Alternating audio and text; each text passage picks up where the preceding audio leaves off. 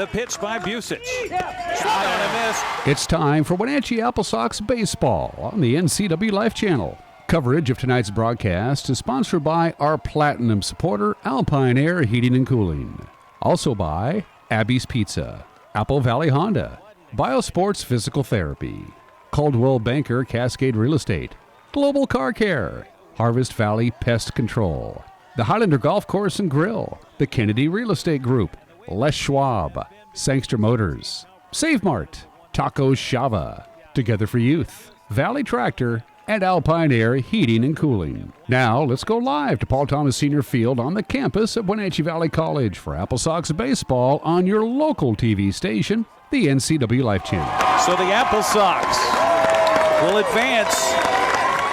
Brandon Schmitten keeping things straight. Eric Granstrom with you here at Paul Thomas Senior Stadium. We get ready for the first of 3 games between the Wenatchee AppleSox, the homestanding team, trying to snap a 6-game losing streak against a team that swept them just a week ago. Kamloops NorthPaws come to town. The overall series is in Wenatchee's favor.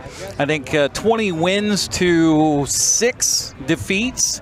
But this year, Kamloops has won 4, and Wenatchee's only got 2 wins in that 6 games so far. So the AppleSox find themselves on the bottom of the stack for the second half standings at 0-3 after being swept in Kelowna. They're, as I mentioned, trying to snap that 6-game skid.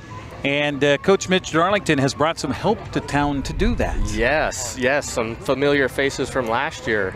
Aiden Doherty, who was the league's top hitter last summer. Hit 380 for the summer. It's a pretty good batting average. It's a pretty good batting average. So he's back in an AppleSox uniform. So too is a man who was also with the team last year, Evan Cloyd, who played a lot at first base for the AppleSox. He's in the DH role tonight. And then a brand new entrant. He's at second base tonight, Dylan Knowles. He's out of Cal Poly San Luis Obispo.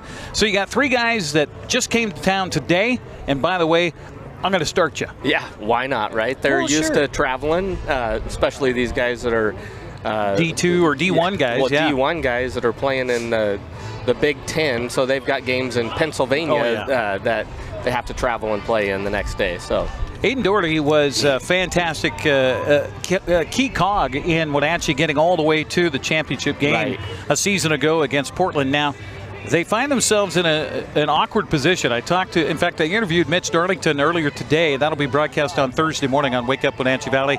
And it is, he doesn't like this. He's uncomfortable right now. And I asked him if he was going to be at the ballpark yesterday to do the interview. He says, I'm tempted, but my wife says no.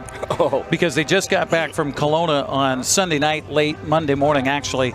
So he had a day off yesterday. The rest of the team had the day off as well to kind of collect themselves and figure out, okay, are we going to make this push, or are we just going to cash it in and say we're done? Right. Well, and sometimes when you get in a skid, you can try and push it, and that is the exact opposite of what you need. But sometimes you can take a break, and it's exactly opposite what you need. So Mitch has a really good feeling of the personalities of these kids and knows, hey, maybe taking a day off isn't the worst thing. Get their mindset back on track. Wenatchee 16-14 after the 6-game skid and trying to reverse that direction here tonight. Here's the lineup for Mitch Darlington. Batting first to be Camden Bates. He's out in left field. Cade Martinez was just announced as an all-star for the West Coast League's North Division. At shortstop, batting second. Batting third, Aiden Doherty in right field. Batting fourth will be Evan Cloyd, we mentioned, a DH. Batting fifth will be Kyle Piñanabon. He's the third baseman. Batting sixth will be the first baseman, Ethan Thomas. Ethan Thomas, by the way, all he's done has been perfect at first base. All the games he has played, he's got 111 putouts, I think, without a single error. Maybe I shouldn't have said that out loud. I don't think you should have said that. Batting eighth will be catcher Kanoa Morisaki, and batting ninth will be Philip Chong. He is the center fielder. Meanwhile, for the Kamloops NorthPaws, they come in with a record of 17-13. They're 3-0 in the start of the second half. All 3 of those wins against Wenatchee, by the way, last week. And they are trying to push themselves into the postseason, get a second half win. They're in good shape right now. Riley Jepson is their head coach. It's his first year with Kamloops. And here's his lineup. Jared Hall will lead it off. He's the right fielder. Batting second will be Elijah Clayton. He's at third base. Batting third, Drew Schmidt, the shortstop, killer for the AppleSox, and I just hope we walk him every time he comes to the plate. Batting cleanup will be the DH, Joey Rico, and you don't see this often in summer collegiate baseball. No, you don't. DH and pitcher. Yeah, that's odd. You and I both talked about that, and like, wait a second, it's DH1 is what it shows on the lineup card, and we were looking for the one down on the page a little further. It wasn't there. Well, he's batting 300. He's batting cleanup, so I guess he's valuable on the mound as well as at the plate. Right. Batting fifth will be the second baseman, Tanner Hornback. Batting sixth will be Connor Clark, the center fielder. Catcher is Kalen Applefield. He's batting seventh. Batting eighth is Keegan Drinkle, the first baseman, and batting ninth will be the left fielder, Cade Polkowski. We will take a break here. We've got our anthem coming up. It is Rotary Nights. Hello, Rotarians, and welcome in the house. Meanwhile, we'll go to the PA announcement for our anthem here this evening on the NCWLIFE Channel. Symphony, the Apollo Club, and the week. NCWLIFE Channel is your local TV station. We believe in being the spotlight and mirror to the communities we serve in North Central Washington.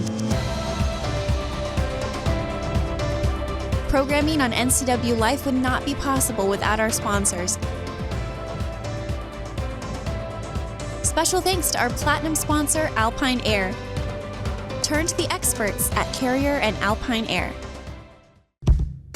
Get a great deal on making the most of every property. The Kubota commercial landscape lineup is built to do more. From the RTVX utility vehicle to the Z700 mower to the SVL track loader. When your reputation is on the line, you need equipment that doesn't let you down. Right now, bring home select Kubota equipment for 0 down, 0% APR for 48 months, or save up to $4,000.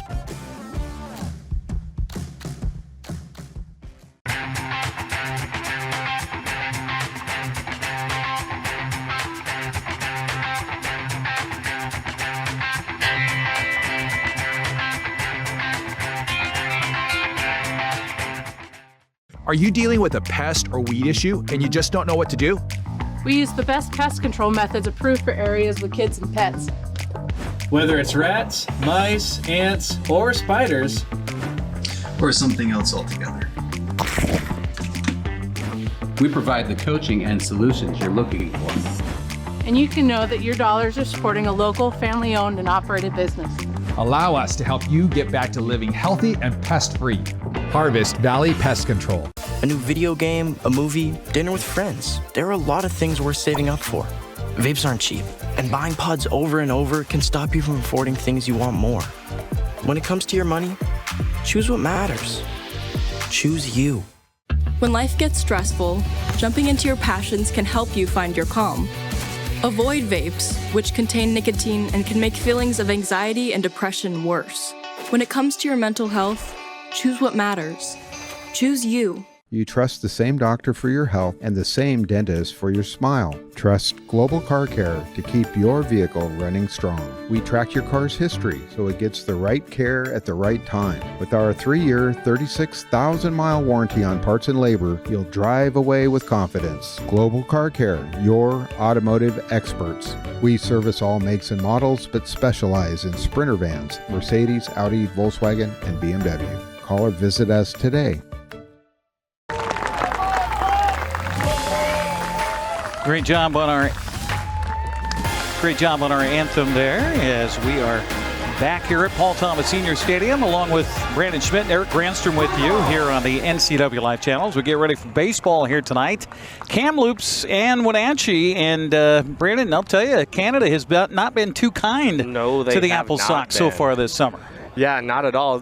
Kamloops, team that kept us out of the North Division title there, too. We were thinking that Bellingham was going to do that to us, but we kind of did it to ourselves there at the end. I asked Mitch Darlington, who is a huge fan of Ed Naggs, former longtime skipper here with the AppleSox, and I said, how is it? Is it strange? Is it peculiar that Ed is now the head man up in Bellingham? And he says, both. Yeah. He says he's a mentor of mine. Right. And love, what he's done for baseball, and you cannot, in any way, shape, or form, dismay what he did here for the AppleSox and putting them on the map, really, as far as summer collegiate baseball. And he says, but there's also that part of me that's like, really, you got to go to Bellingham and be in the same division? I know. Well, and Ed's a lot of the reason, I think, too, with his connections down in California with some of those big schools, and him coaching at Gonzaga right out of college. That's why we're able to get so many good players here in Wenatchee, is because of his connections that he had and that we've ended up keeping, thankfully. Our umpires for tonight's ball game calling balls and strikes will be Brandon Lane, and out on the base paths will be Lucas Raley, as we're about ready for baseball here tonight on the NCWLIFE Channel. Still arriving crowd here at Paul Thomas. It is hot. It's toasty. It got up near 100 today. I know the car temperature gauge said it's way hotter than it actually is. I got in earlier. It said 108 on mine. Yeah. It was. I don't think it was 100 when I was driving over 100? here. Yeah. Okay. All right. We do have a little bit of a breeze here tonight to the ballpark. Not much is what they had earlier during batting practice. It was blowing out to right field, and I can tell you that during batting practice, Kamloops left-handed batters were going, this is going to be. This is going to be good. Hot. And I think ball will fly pretty well. Maybe that will afford some different swing paths and get some fly ball outs tonight for the AppleSox. Yeah. Sox will start Mitch Haythorne. We've seen him several times here for the AppleSox, and hoping he gets off to another good start here tonight for Wenatchee. Mitch Haythorne on the season for the Wenatchee AppleSox. Of course, the man out of Northern Colorado University from Eaton, Colorado. 6 foot, 203 pounds sophomore. The first pitch from him is in there for a strike, and off to a good start. You always like that, Coach. I do, yeah. First pitch strikes, that's for sure. Brandon Schmitten, the coach here locally in North Central Washington, all levels, and a former pitcher himself, always about the first pitch strike. Yep. I played them all. Don't like that one, though. Hit by pitch. And a ladybug just landed on me. Is that good luck for tonight? It's supposed to be. Yeah, okay. Or I don't know if that was a ladybug or not. Oh, it bit me. Okay. So hit by pitch, our first batter of the night. So Jared Hall will get down to first base. How frustrating is that as a pitching coach or watching your guy on the mound throw 2 first strikes without a swing, and then you plunk the guy on an 0-2 pitch? Yeah. Especially to lead off the ball game. Yeah, hopefully that was, it was a 90-mile-an-hour fastball, too. So maybe just trying to get him off the plate a little bit and got a little bit too far inside. We'll see how Haythorne's move is to first base. If I remember correct, we've seen him a couple of times this summer. It's not bad. First pitch here is high and inside to Elijah Clayton. He is a 5'10", 175-pound freshman from UC Berkeley, batting .287. Third baseman stands in the right-handed batter's box and will take the second pitch for a strike, and the count evens to Clayton at 1 ball and 1 strike.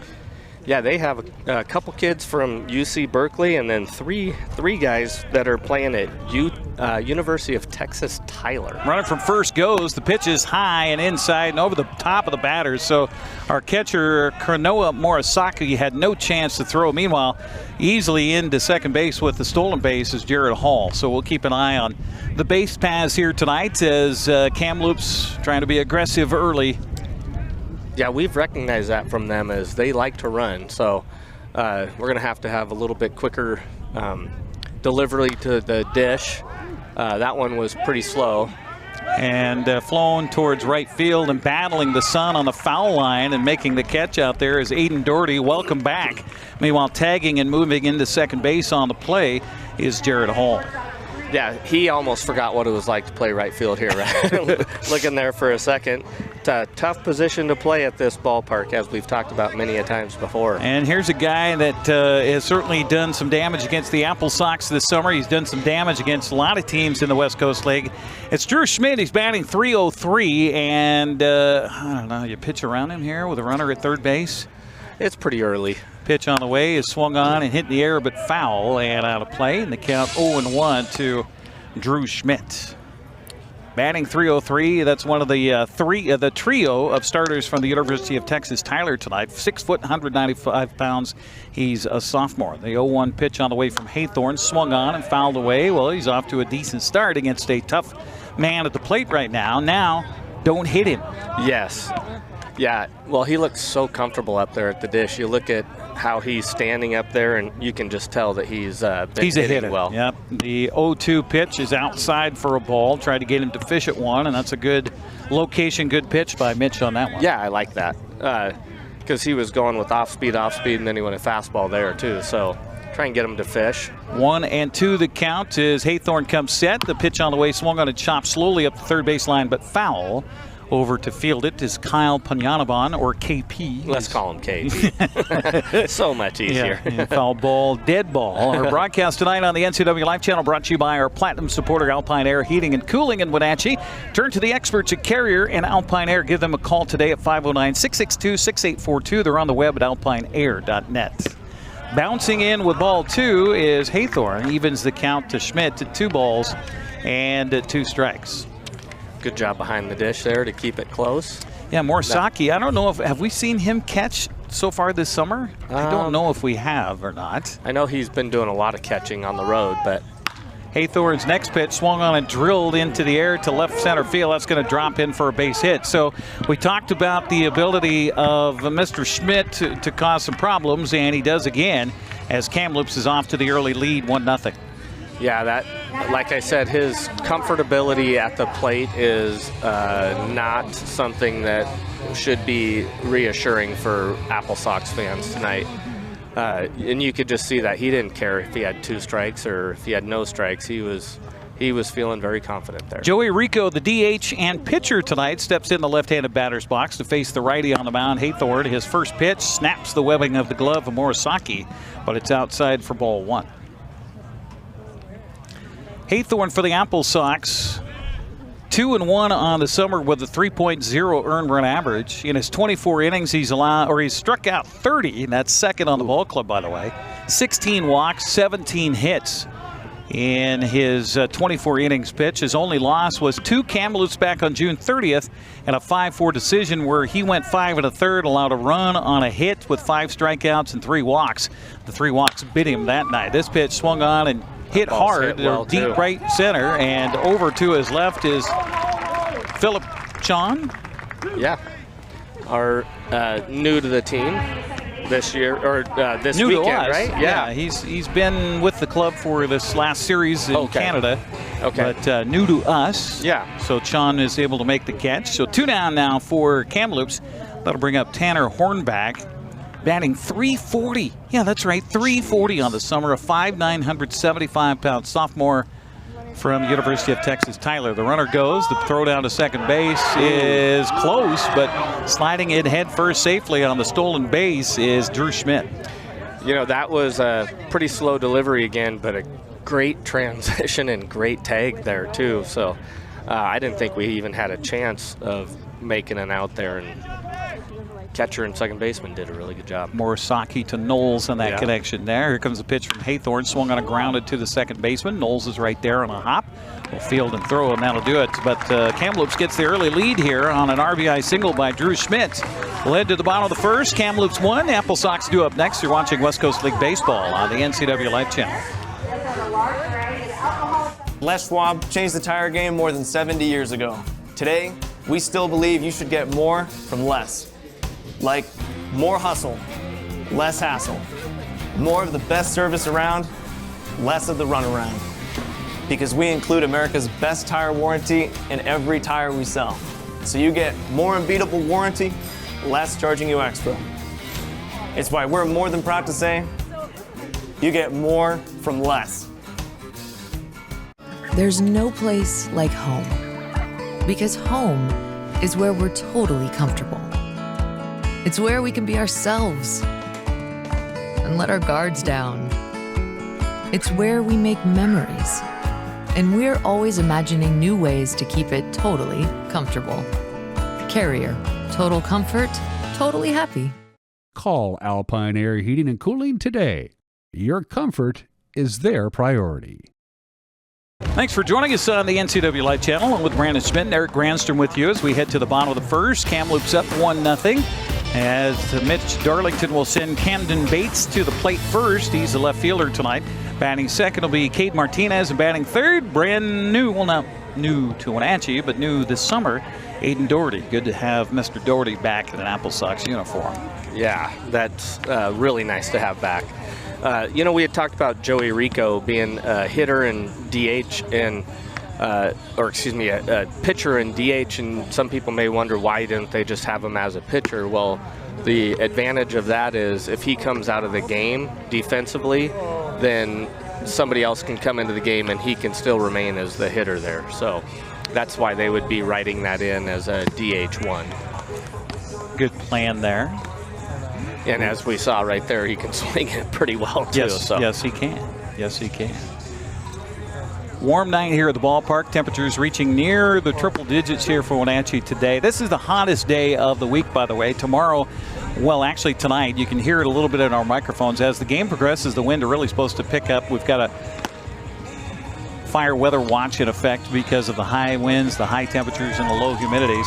So keeping a close eye on that here tonight. And should anything happen, knock on wood it doesn't, but should it, we will keep you up to date throughout the night here on the NCWLIFE Channel, as well as on our Facebook streaming page. So be sure and tune in to one or the other, or both, or all of them, if you wish. And we'll keep you up to date here on the NCWLIFE Channel as we start off the bottom of the second. Camden Bates stepping up, batting .277, 5'10", 165-pound junior from Arizona State University. Been a good summer so far for Mr. Bates. First pitch to him, swung on and chopped foul. I don't know, did I hit the ground or hit the catcher? I guess it just took kind of a weird hop there. Yeah, that's one where you may want to get going down the base path with the turf. Yeah. It can take some awful weird spins. And we've seen that too. All throughout baseball, you get that artificial surface around home plate, and some of that English that comes off on a bat and a swung on ball. You never know what's going to happen. Swing and a miss here by Bates, so he's down in the count 0-2 here. Oh. Yeah, Rico doesn't have great velocity, but he's got some good movement on his pitches. He's throwing about 85 right now. That pitch was 90. Boy, that up and in. Looked pretty good, but ball one called by our home plate umpire Brandon Lane tonight. Lucas Rayleigh out there on the base paths with our sinking sun to the west. The pitcher on the mound bathed in sunshine right now. Pitch on the way, swung on, and that was kind of a stay alive swing by Camden Bates. Yeah. Good job fouling off the pitch on the outer half.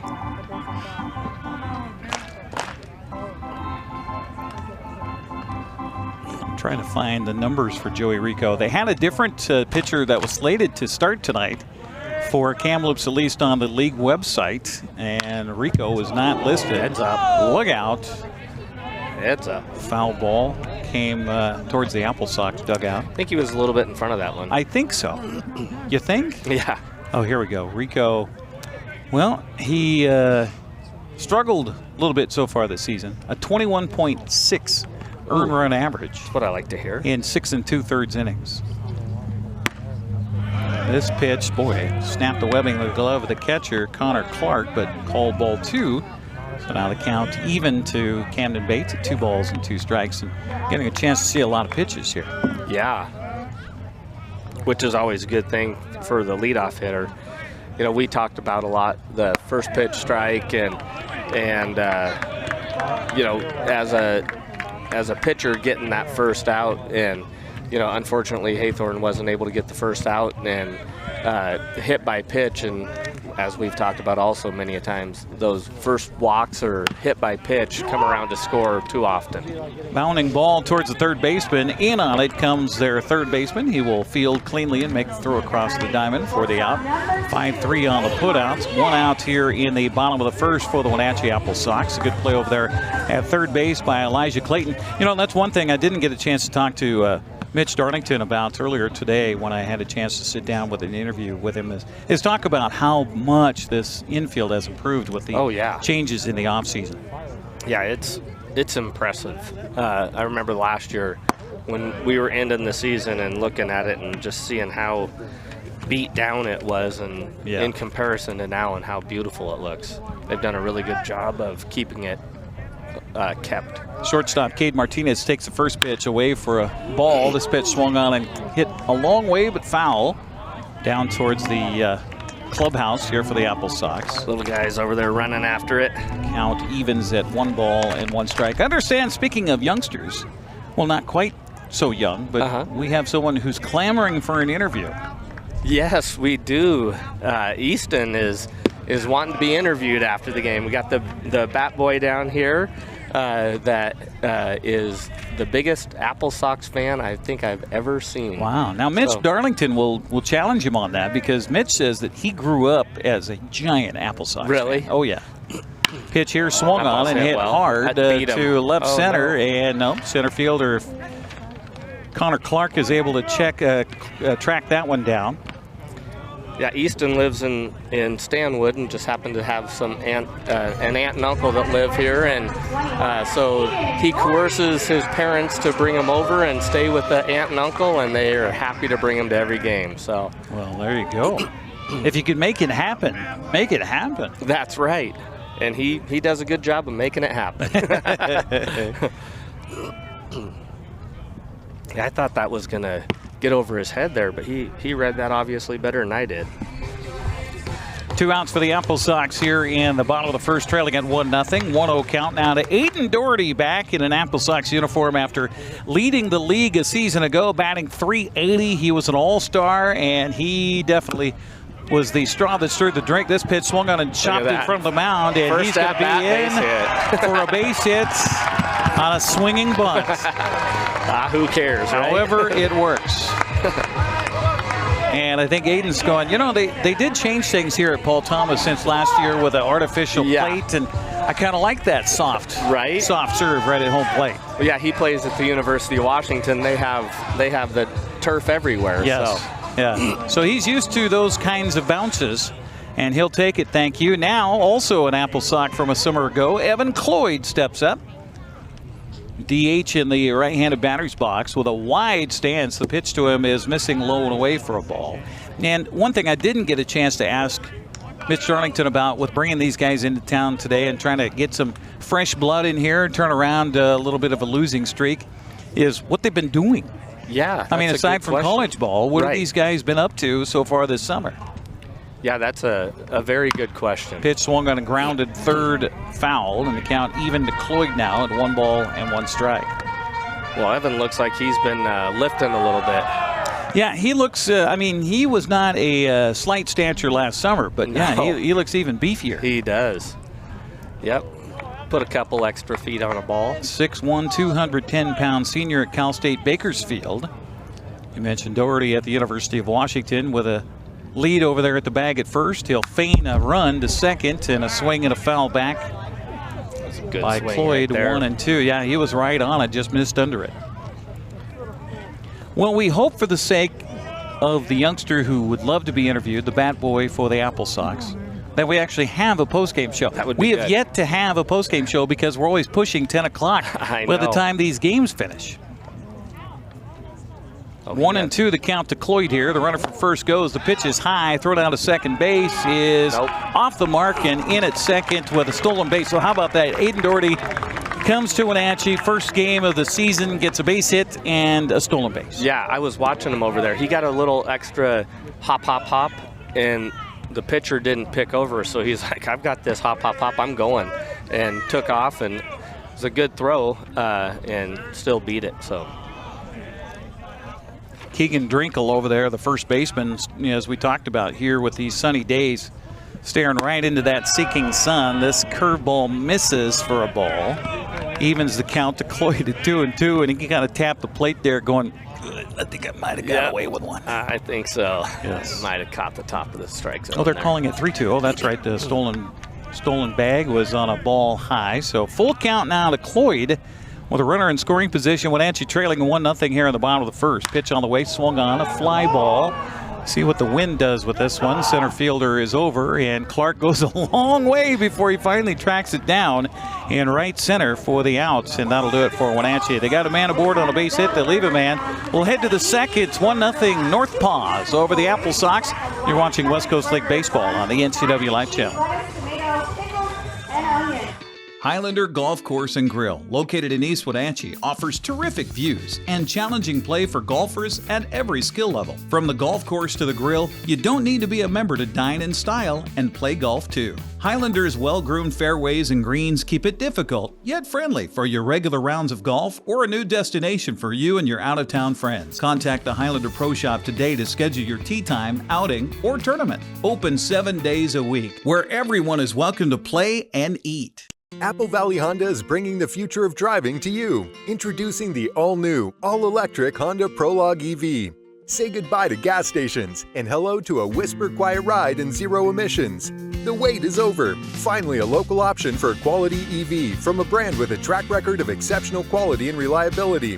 Experience the Honda Prologue EV for yourself at family-owned Apple Valley Honda. Stay close to home and visit us at Apple Valley Honda today for the life you live. AppleSox Baseball brought to you in part by Abby's Pizza. For more than 50 years, Abby's has proudly served the Northwest with toppings to the edge. 100% real cheese and freshly rolled dough. Order online at abbys.com. Second inning of work here for Mitch Haythorne. Sure, Mitch would love if he goes 5, maybe 6 tonight. That would be nice. For the AppleSox. Yeah. First game of the series, you always like to get your starter to kind of try to get you deep to save some of those arms. I know Summer Collegiate, they got a lot more arms than most people. Right. But still, you kind of set it up in your mind how you want to work it. You go maybe 5, 6 for your starters for 3 games, and then, mop up duty after that. Right. A couple of innings here, an inning there. Well, and we know, too, if he's going 5 or 6 innings, then we're playing well.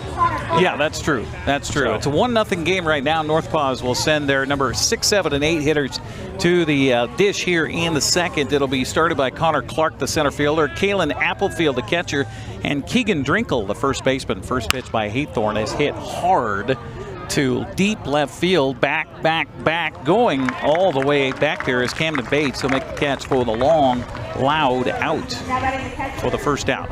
And also, we've talked about this before, Coach. You look at these guys who strike out a lot of bodies. With Haythorne with 30 strikeouts coming in, those guys are also going to throw a lot of pitches. That's nice correct. to get 1 pitch, 1 out here to start the second. Yes, for sure.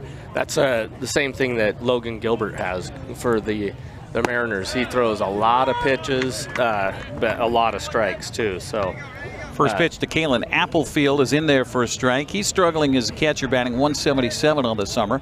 Freshman from UC Berkeley back in the left-handed batter's box. Watches this one bounce by him, and the count evens at 1 ball and 1 strike. It was supposed to be Tyler Straley going for the NorthPaws tonight, who he's got 2 wins on the season. He's 2-0 on the season with a 1.55 earned run average. And both those wins against the AppleSox. So he's not out there so far tonight, but maybe he'll be here in the next 2 games. Yeah, let's hope he went home for the season. 2-1 pitch here is a check swing. He went around, says our home plate umpire, and he could appeal to me on that one. I saw the bat cross the plate. So 2-2 the count to Applefield. It'll be followed by Keegan Drinkle here in the second. I think the only person on this side of the field that didn't think he went was the third base coach. Well, of course.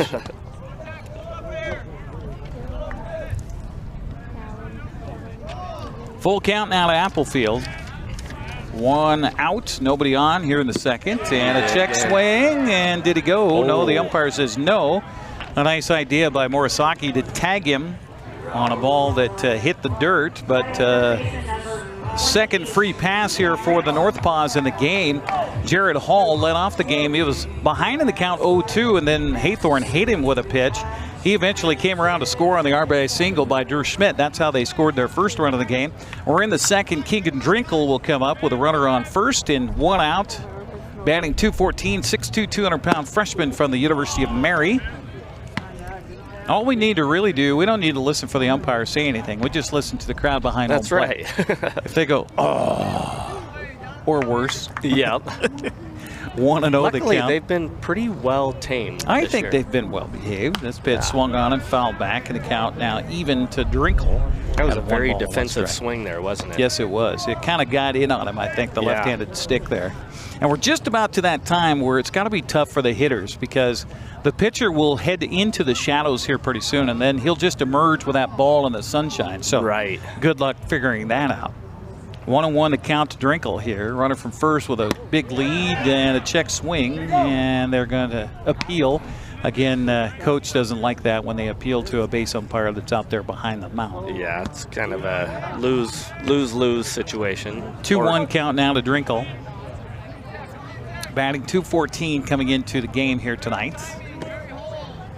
Haythorne checks the runner at first. Pitch on the way. Misses outside for ball 3. Yeah, those trees behind us that are creating that shadow on the right behind the pitcher is going to be pleasant here in a couple minutes. Yeah, for us. Yes. Yeah, it'll be thus in darkness there. I can certainly get out of the sunshine right now. Pitch here misses outside for ball 4. So back-to-back walks by Haythorne. We talked about him coming in. I think he only had 16 walks so far this summer, but walks a couple of guys, hit a batter. So a little Mitch conversation. In fact, Mitch Darlington, the head coach, coming out. Yeah. He doesn't have anybody warmed up and ready to go. I think he wants to also talk about defensively what they want to do here on a possible double steal. Yeah, could be. Yeah, because he's had a slower delivery to the plate, so could be talking to him about speeding that up a little bit. But they haven't ran yet this inning. But you know, could be just. Well, hey, they got 2 stolen bases back in the first. In the first, yeah, but not this inning. Yeah. Right. By the way, Mitch Haythorne is one of 3 Wenatchee pitchers that have been selected to the All-Star team for the North Division of the West Coast League. Joe Thornton joins him along with Carson Bozel. So congratulations to the trio. And one position player, shortstop Cade Martinez, is also an All-Star. Squaring to bunt here, or at least feigning to bunt, is Cade Polkowski. He'll take, but that is strike 1. Yes. Polkowski batting .259, 5'10", 195-pound freshman from Wisconsin, Milwaukee. 0-1 pitch swung on and hit hard, but right Second at base, the double center him off. fielder. Double play opportunity, and they got him. Bang, bang, you're out. Philip Shawn, nice job on the line drive out to center field. He'll relay to the shortstop, and that double play will end the inning for the NorthPaws. We'll head to the bottom of the second, 1-0. Kamloops on top of Wenatchee. You're watching West Coast League Baseball on the NCWLIFE Channel. The agents of Kennedy Real Estate Group are committed to providing the ideal client experience. We believe in the power of relationships. Why? Because we don't just work here, we live here. From the nonprofits we serve, the parks where we play, and the local businesses we support, our team understands the value of living in the Wenatchee Valley. Let's begin your real estate story. For over 35 years, the Sangster family has been not only representing GMC, but the entire community. As one of the few family-owned dealerships in Washington, you can count on our personal integrity, which has spanned over 3 generations, to ensure your satisfaction. Sangster Motors stands behind everything we sell, from GMC professional-grade products and service from a professional-grade dealership. Remember, caring about your family is what brings you back to ours. AppleSox Baseball brought to you in part by Apple Valley Honda. Test drive a new Honda today at Apple Valley Honda in East Wenatchee. They're committed to preserving the environment, not only with fuel-efficient vehicles, but also other eco-friendly actions and alternatives. Find out more at Apple Valley Honda in East Wenatchee. Along with Brandon Schmitten, Eric Granstrom with you here. Summer collegiate baseball at its finest. You know, I'd put the West Coast League against, of course, I've never seen Cape Cod League or anything like that. But as far as the entertainment value and as far as the competition level and everything else, I don't know how you get better. No, it's beautiful over here too, right? Yes. You get to the East Coast and it's hot, and muggy, humid, and So. The Mariner game got postponed for a little while bit due to rain today, but they were talking about how hot and sweaty it was in New York. Yeah, I wish it would have been delayed a little bit longer. We're down 10-3 right now in the top of 8. Oh, ouch. What happened there? Ian Segdahl, guy that played baseball for me and then went on to play at WSU and then played quite a while in the minor leagues. He played in the Cape Cod League, and he talked about how that was a pitcher-based league. And so if you're going to come out of that league, your batting average probably isn't going to look real good, which was interesting. Beats up the shortstop. He'll rise and follow, though, and nice play by Drew Schmidt. Well, he's made the play offensively with an RBI single, and now defensively on a line drive that got to him quicker than he was ready for, but stayed with it and is able to make the throw for the out. Yeah, that ball was hit hard. So Kyle Ponyaban erased on the 6-3 putouts, and that'll bring up Ethan Thomas, first baseman, batting 288 on the summer. Yeah, he's a big fella, if you're wondering. 6'7", 215, senior out of Utah. Check swing, and they'll say he went around, or it was a strike anyway, in the count 0-1 on Ethan. Yeah, he was. Ian would just talk about how good the pitching was there, and how all the colleges would send their best pitchers up to there, which makes it very difficult if you're a shortstop or first baseman. Yeah, definitely.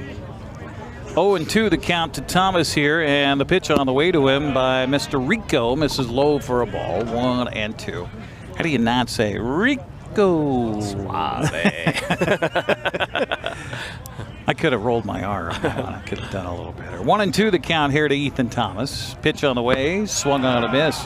Big swing. So there he is with 2 gone strikes. with the first strikeouts here of the ball game for Joey Rico. 2 down here in the inning for the AppleSox brings up Dylan Knowles. If you're not familiar, Dylan is brand new. 6'1", 185-pound junior from Cal Poly San Luis Obispo. Second baseman for the AppleSox, got the eye of a former AppleSox player, Evan Canfield, who was fantastic. He was. Left fielder, remember that catch he made that robbed a home run in that playoff game? Set the win for the AppleSox in the North Division, send them to Portland for the championship, where they got 1 strike away from the title. Yeah. I talked with Mitch Darlington about that earlier today. We're going to air that interview Thursday morning on Wake Up Wenatchee Valley here on the NCWLIFE Channel if you want to watch it. 7:45, well, about 7:40 when we'll start that interview. And correct me if I'm wrong, but Canfield had a couple big home runs. He did. In that series, too. He did. Yes, he did. And Canfield called up Mitch and said, hey, I've got this kid, Dylan Knowles. You need to get him up to Wenatchee. And look at that. He's here. And he's in the left-handed batter's box. The 1-2 pitch on the way to him, swung on and fouled away, and the count stays at 1 ball and 2 strikes. AppleSox baseball brought to you by our friends at Alpine Air Heating and Cooling. Turn to the experts at Carrier and Alpine Air. Call 509-662-6842 if you're having any issues with your air conditioning unit, and that could very well be a possibility with this weather. Week. Yeah. 1-2 the count here to Knowles, and the pitch by Rico is grounded foul. About, what is that base path out there? Is that about 2 feet? Yeah, I think so. It was right along the chalk that is the base path, or the I think it might be 3. Is it 3 feet? I think so. Okay. We had this discussion before the ball game tonight about sizes. Yeah. And about the width of the plate and the width of a strike zone, and it's 2 different things. Another swing and foul and up the first baseline. Got to take into consideration the ball. So the plate is white to white, right? Yes. Or is it black to black? That's a good question. I think it's black to black. Okay, 18 inches wide. Yeah. And the strike zone is 21 inches wide? Yeah, that's what we were seeing. Okay. Yeah. We had talked about the the width of a baseball. And how swing and a miss here. And how about Joey Rico? He settles down for a 1-2-3 frame with a couple of strikeouts. We'll head to the third inning. Kamloops 1, Wenatchee nothing. It's West Coast League Baseball on the NCWLIFE Channel. Tacos Chava has something new. Customers at Tacos Chava say it's the best Mexican food around. Nachos, enchiladas, tortas, ensaladas, and introducing camarones in many styles. You'll love the fresh salsa bar with so much selection. Are you ready for Tacos Chava? Find them at 2 great locations, the Wenatchee Valley Mall and Eniac. Tacos Chava, tan delicioso. At Kennedy Group, we understand that buying and selling is more than a transaction, and it's more than just a house. This is where you will gather with friends and family, and where a lifetime of memories will be made. But buying a home is more than memories. Oftentimes, it's your biggest financial decision. The agents at Kennedy Group understand this and provide real estate advice based on your goals and dreams. Call us today, and let's find your happy place. Kamloops will send their number 9, 1, and 2 hitters to the plate here in the third, and a 1-0 lead for the NorthPaws over the AppleSox. It'll be Cade Polkowski, Jared Hall, and Elijah Clayton. And in that last half inning in the break, they fired up the barbecue and threw some burgers on, and it smells pretty good. Yeah. It smells really good. Yeah, you had your lucky hot dog. I did. I didn't think I was going to have time. And then by the way, I need to thank the Skeltons over here. I saw them in the stands, and we're longtime friends. Troy and I used to officiate football in the Chelan County Football Officials Association. I went up to him and I said, can you do me a big favor? There's a line over there. We got to go on the air in 5 minutes, and I haven't had my lucky hot dog yet. Yeah. So I gave her some money, and they went to the concession stand and got me my hot dog, got a soda for me. So nice. We're set. It's nice to have friends. The Gumagoida luck is in process. Swinging a foul out of the play. Polkowski was up when what happened? Was he up? No, it was, that's right. It was a line out by Drinkle. That's right. Yeah. No, a line out by Polkowski to double off. There we go. There we go. To double off Applefield. I believe it was Applefield at second base. Yes, it was. Yep. Okay, got it. So it is the top of the order here. Jared Hall leading it off. And he's looking at a 2-1 count. So it has been a non-traditional night so far for Mitch Haythorne, having a hard time finding the strike zone, and he falls behind yet another batter with a 3-ball count, 3-1. That's the 4th batter he's faced in the first 3 innings, where he's gone 3 balls to. Yeah. Here tonight. Pitch on the way to him is a check swing. He went around. Oh, that's odd. What was that called? He called it the umpire down at first baseline called that as if he swung at it, which is very odd, being down the first baseline as a left-handed hitter. And was there an appeal? I mean, there was. Did they have time for an appeal? Yeah, the pitch swung on a ground to Cade Martinez, all-star for the AppleSox. Consumes that one and throws out the hitter, Jared Hall. So 1 out here in the third. Brings up Elijah Clayton, who is 0 for 1 with a fly out to right in foul territory. Yeah, but that was a big fly out for him, though, too, because that advanced the runner to third base. Jared Hall, after the stolen base, eventually advanced to third and then scored on RBI single by Drew yeah. Schmidt, who's in the on-deck circle. As Clayton steps in, he'll take the first pitch for a ball. Be nice to face Drew Schmidt with nobody on. That would be lovely. Yes, it would. 1-0 the count to Clayton as Haythorne delivers. Pitch swung on a grounded foul up the third base line.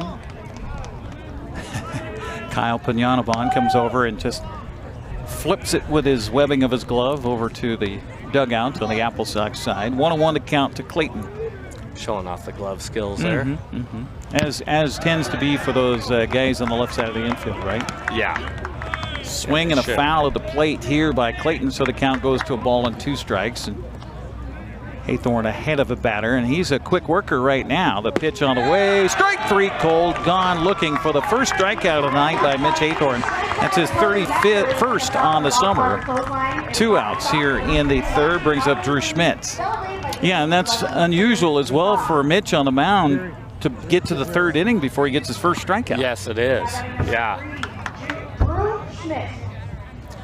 So your wish is your command here, there, Coach. Yes. Schmidt comes up with nobody on the base paths, and he'll take the first pitch low for a ball, 1-0 the count. But you're right. I mean, just looking at this big sophomore from the University of Texas, Tyler, he just looks so confident in there and so calm in the batter's box. He reminds me of, I always loved watching this. It was Moises Alou and then Gary Sheffield.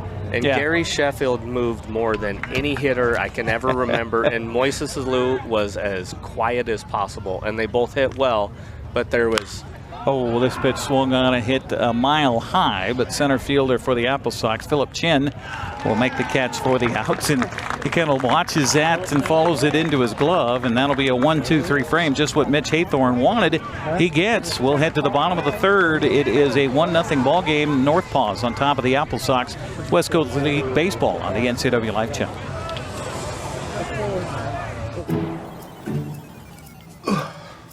Hey, man. How's your arm?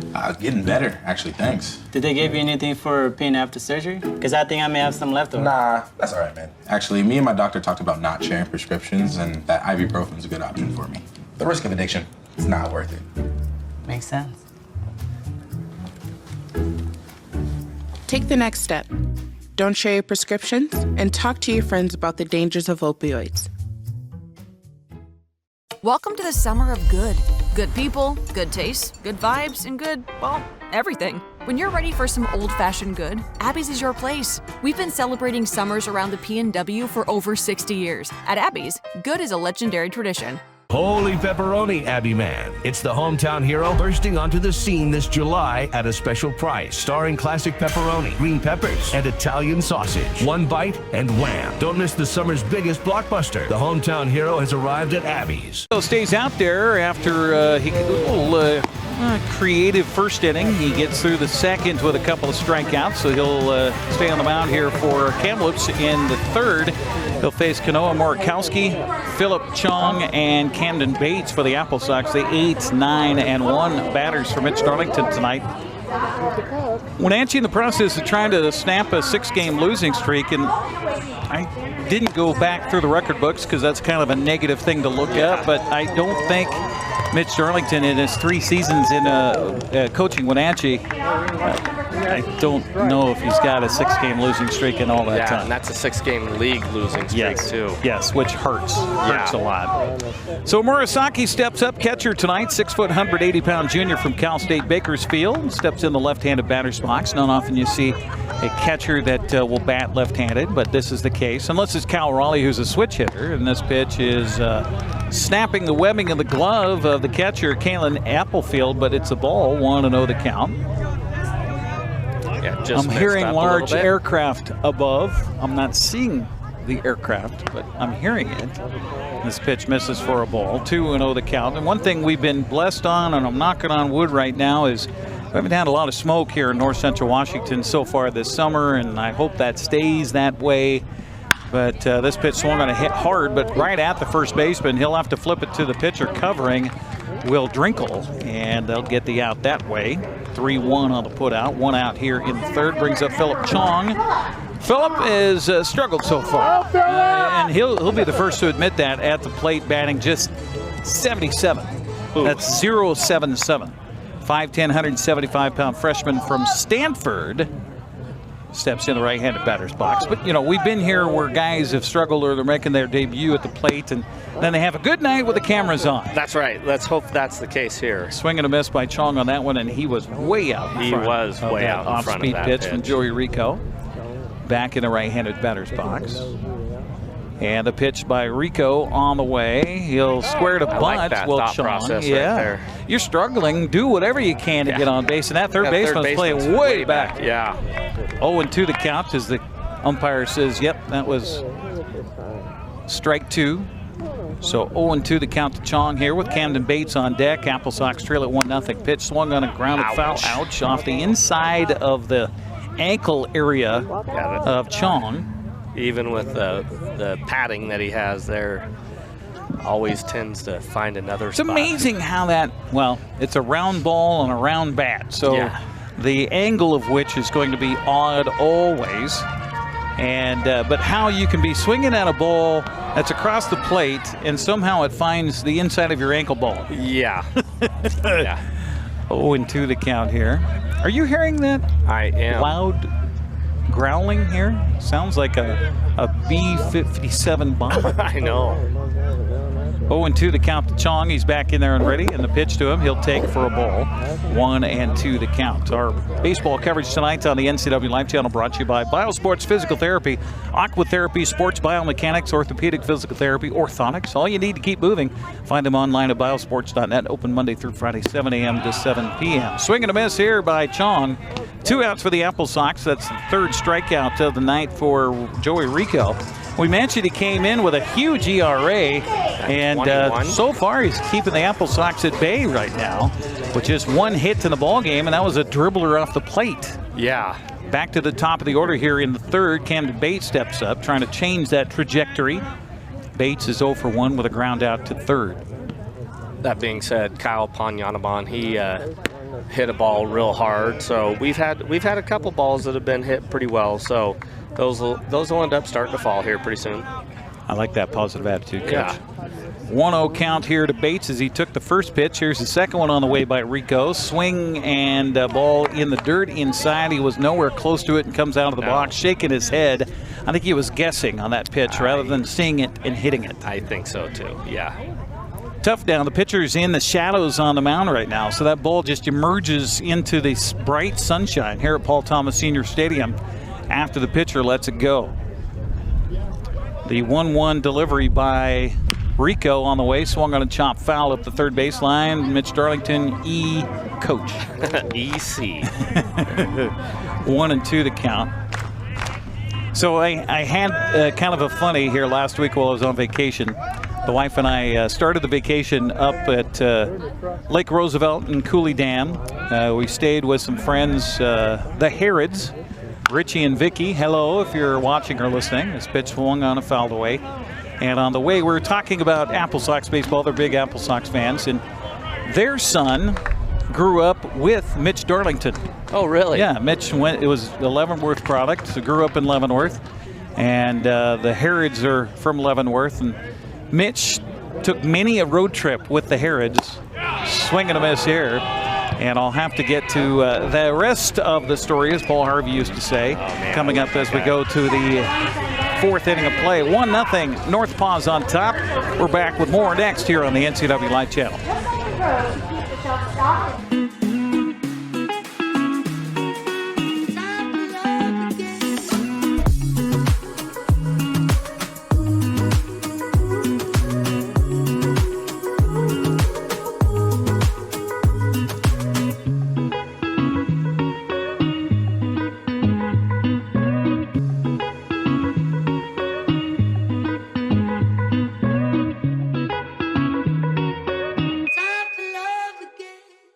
Hi folks, welcome to Save Mart. How can we help you today?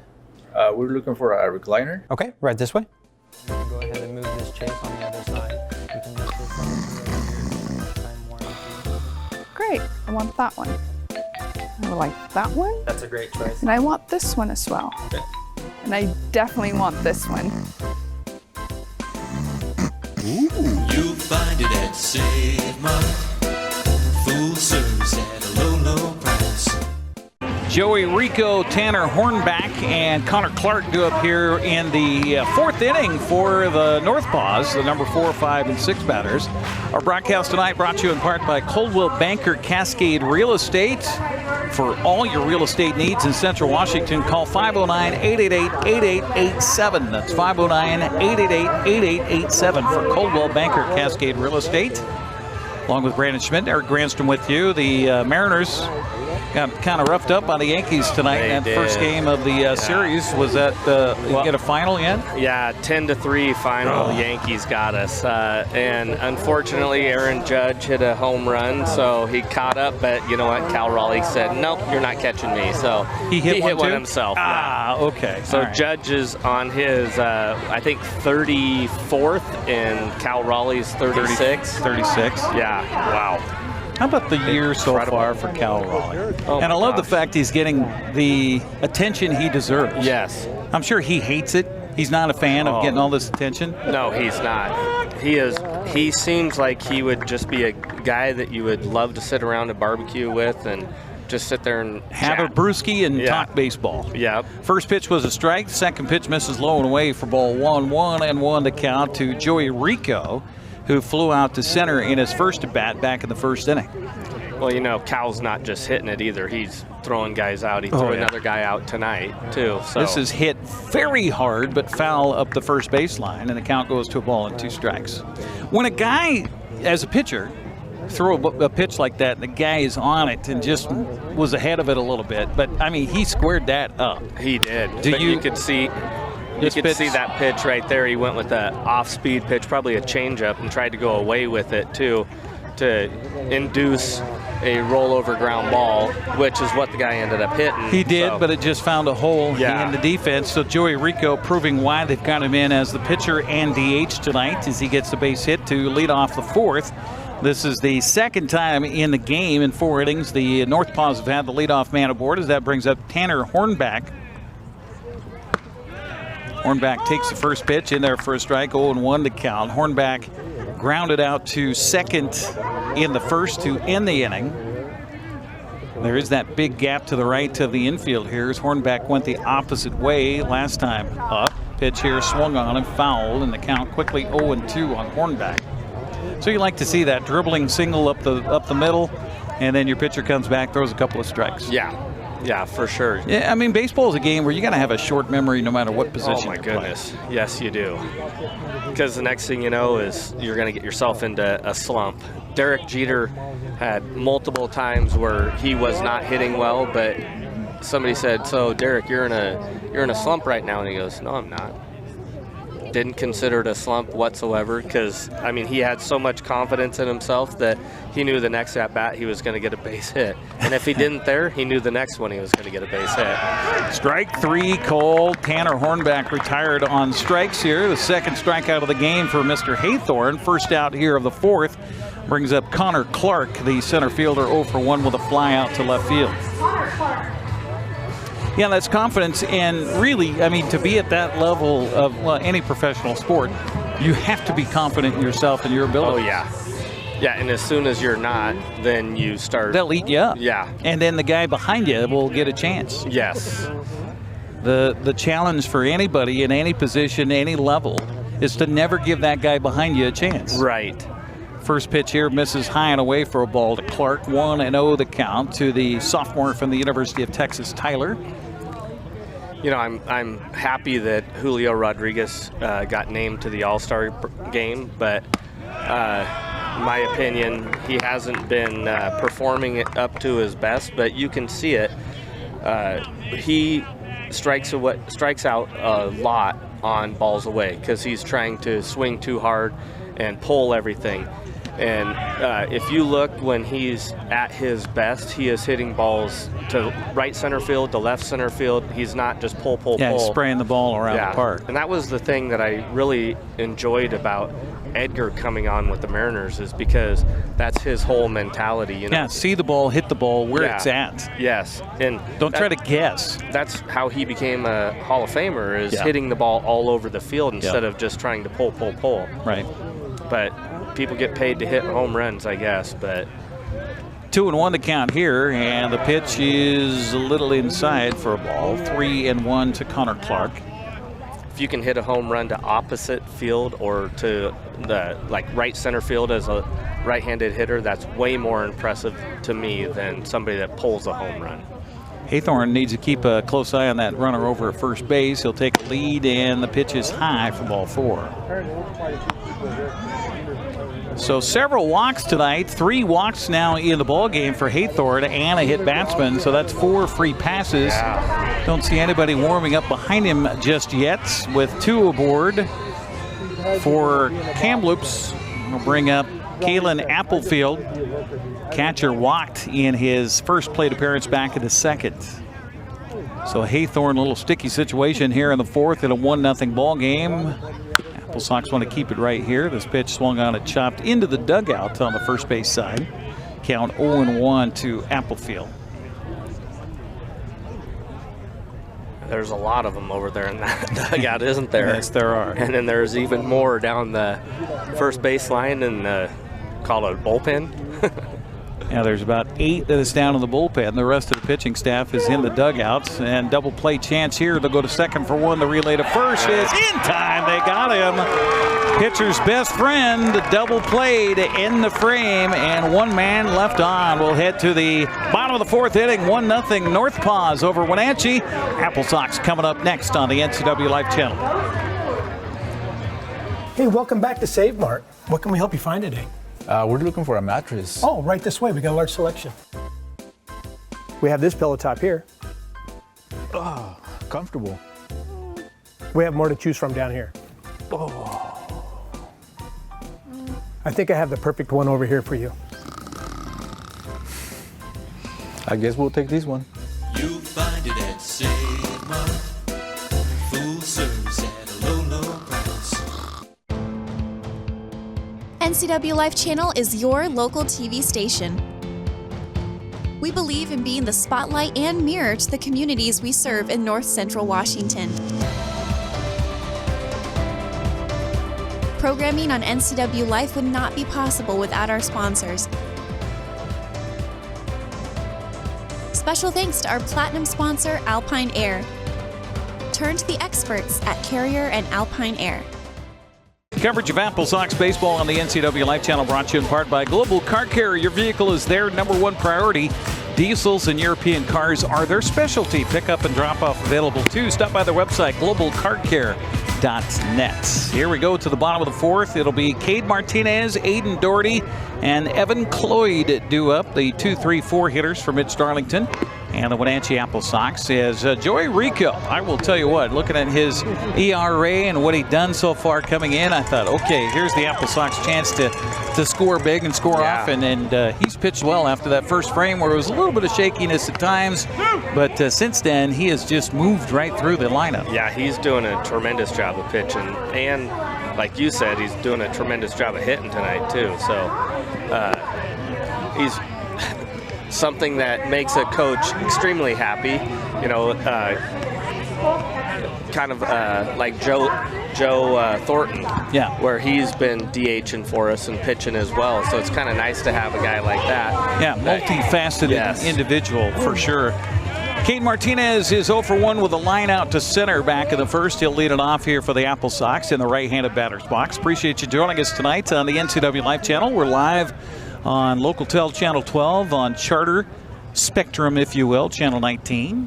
Streaming on our Facebook page, our website. I think we're on YouTube as well. We're all over the place, Brandon. Yeah. Are we famous? First YouTube pitch? famous? No. No. Okay. You got to get a lot of clicks for that. 1-0 the count to Martinez people. here. The swing and a miss here, and Martinez way out in front. And I'll tell you, Rico has fooled us quite a bit tonight. Yeah, very much so. Yeah, they've got somebody warming up down there in the bullpen right now. 1-1 the count here, and the pitch on the way to Martinez is off speed in there for a strike, and the count to ball and 2 strikes. That was slow. That was slow. 86, 73. 85. Oh, 73. Yeah, even slower than I thought. He's maxing out at 86. Oh, okay. So all right. He threw one 90-mile-an-hour fastball that was way up and in. So curveball here misses outside for ball 2. 2-2 the count. I don't know. I don't hear the term curveball anymore in Major League Baseball. No, nobody says slider, it's a curveball. Sweeper. I'm going to call it a curveball. I'm old school. A swing and a miss here on good pitch. And gone swinging is Martinez. And that, by the way, is 8 retired in a row by Joey Rico. I can't see from here the spin of the ball, but he's that's only 1,000 RPMs. We've talked about that before. So 1,000 RPMs, that's not spinning very much. So I don't know if he's trying to throw a knuckleball there, yeah, or a split finger. Could be. That's tumbling. The old fang. Yeah. Back in the day from the Mariners. Yep. Aiden Doherty steps up. He is the only hit of the night for the AppleSox. He'll take strike one, 0-1 to count to Aiden. Senior from the University of Washington, as I mentioned, hit .380 for the AppleSox last summer. Was definitely a spark plug in that machine that rolled to the North Division titles. Pitch here is in there for a called strike, according to our home plate umpire, Brandon Lane. And the count quickly 0-2 on Doherty. So now it's defend time, and the pitch to him bounces in for a ball. 1-2 to count. We're seeing this inning anyway, a lot more bending stuff from Joey Rico. Yeah. You know, maybe he knows he's getting to his limits of pitches. Could be. He's at 53 is what I have him at right now, which is not real high, but for a guy that doesn't throw a lot. You said he's thrown 6 innings this year, so. Yeah, 6 2/3 coming into tonight, and a swing and a miss here, and another strikeout. That's strikeout number 6. And there was that same pitch, 975 for the RPM, so it's got to be or maybe a knuckle curve or something like that. Yeah. 2 outs here in the 4th inning brings up Evan Cloyd. Evan flew out to center back in the 1st. So Evan back in a AppleSox uniform for the first time this summer. And the pitch to him swung on a miss. He was out in front of that one. Another off-speed pitch. Yeah. Well, and Rico struck out 6 of the last 7 guys, too, right now. Jeez. Well, that's impressive. Yeah. 0-1 pitch on the way, bounces in for a ball. It would behoove the AppleSox to take a couple of more pitches. It kind of would, but I think we're going to see a lefty coming out of the bullpen here in the next inning or so. The 1-1 pitch on the way. Strike call again. 72-mile-an-hour curveball on that.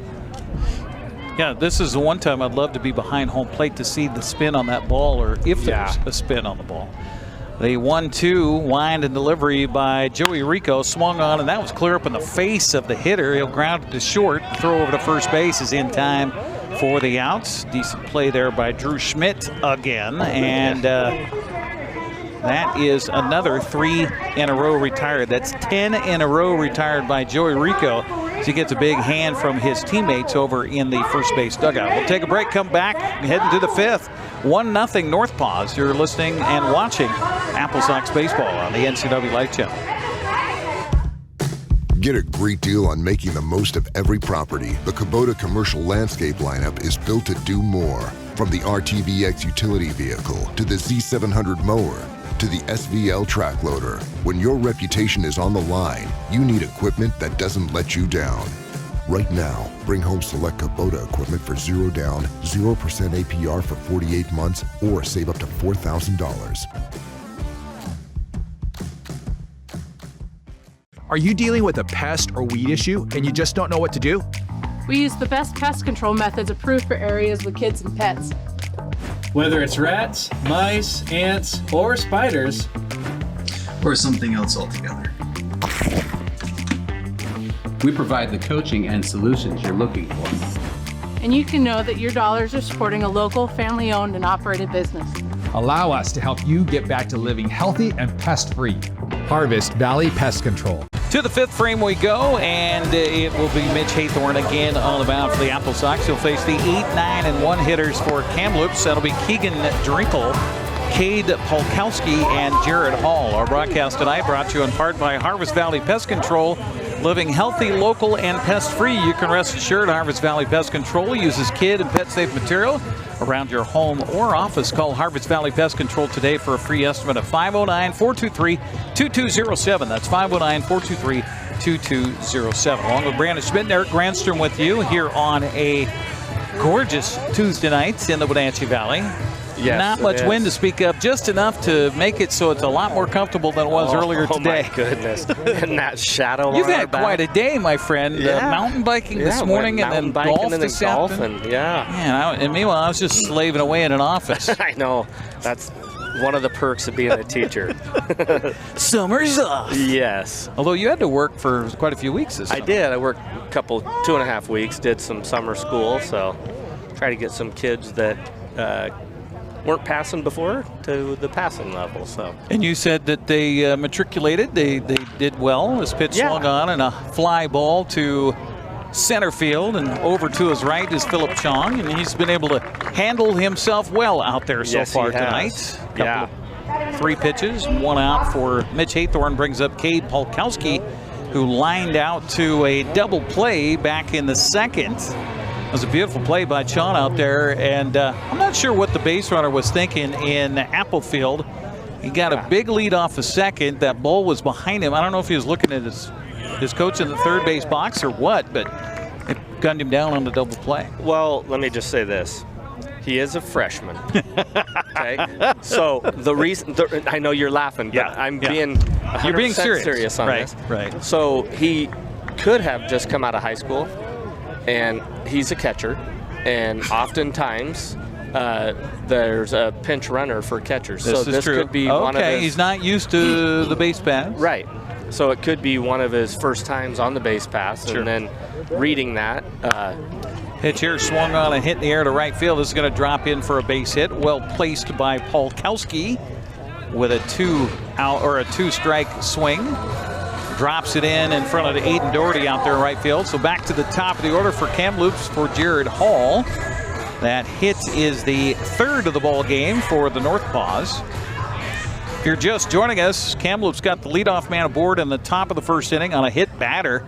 He stole second base, moved to third on a fly out to right field, and then scored on an RBI single by Drew Schmidt. The first pitch here to Jared Hall is in there for a strike. Yeah, that was an 0-2 pitch, too, like we talked about. Yeah. Jared Hall is the man who scored the only run of the ball game so far. And he'll take this pitch a little bit high for a ball. 1-1 to count to Hall. I was talking about the story about the Harrods and traveling with Mitch Darlington. I forgot to finish that story. So the Harrods told me to be sure. Now, for anybody who's lived here in north central Washington, you may have heard of Big Wally's. That's a little gas station in Coulee City. They have a great tackle shop there. And back in the day, they had great food. Really? Good burgers. Good burgers. It's in their new ownership now. Not so good anymore. But toss to the bag at first. Let me check. I'm checking. No, they're not a sponsor. They're not a sponsor. Okay. No.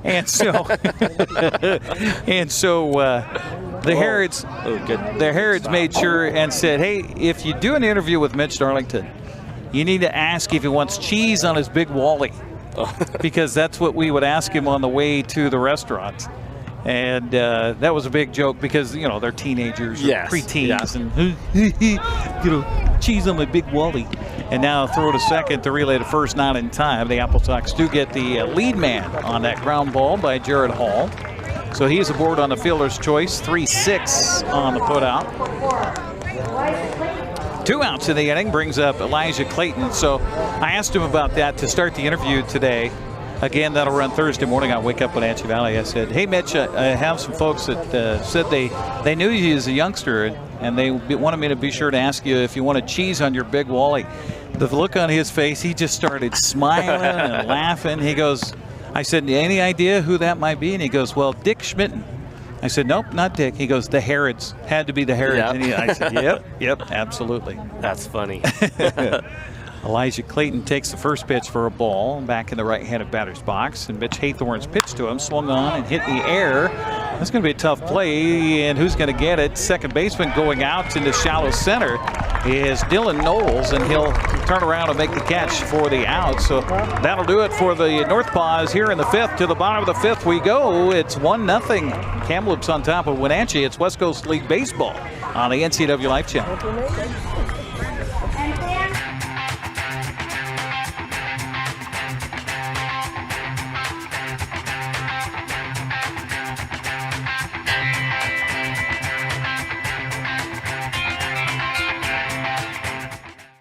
a new video game, a movie, dinner with friends. There are a lot of things worth saving up for.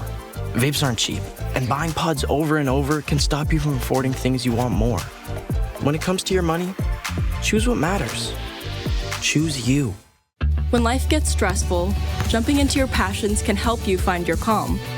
Avoid vapes, which contain nicotine and can make feelings of anxiety and depression worse. When it comes to your mental health, choose what matters. Choose you. You trust the same doctor for your health and the same dentist for your smile. Trust Global Car Care to keep your vehicle running strong. We track your car's history so it gets the right care at the right time. With our 3-year, 36,000-mile warranty on parts and labor, you'll drive away with confidence. Global Car Care, your automotive experts. We service all makes and models, but specialize in Sprinter vans, Mercedes, Audi, Volkswagen, and BMW. Call or visit us today. Looks like we do have a new pitcher out on the mound here for the Kamloops NorthPaws, and he is wearing number 18 on his back. So we'll take a look at who that might be here in relief for the NorthPaws after Joey Rico did a great job. Aiden Sachin. So Aiden Sachin comes in, 6'1", 200-pound freshman from Coffeyville Community College. Never heard of it. And your guess is as good as mine because they don't list a hometown for him. But looking at the last name, I'm guessing he's Canadian. I'm just guessing. Yeah. Kyle Panyanabon will start it off here in the 5th for the AppleSox, desperately needing some base runners. 1 hit so far for Wenatchee in the game. That came back in the 1st with 2 outs. So maybe, we're talking about this during the break, maybe getting somebody else on the mound, a different look, will be just what the doctor ordered. Yeah, could be. And he's from Calgary, Alberta. See, I guessed. You did. I was right. You did. By the way, 26 of the 26 men on the roster for Kamloops is from Canada. Really? So appropriate that we get the Canadian anthem before the game tonight. I'm sure. Yeah. All 26 of them really appreciated that.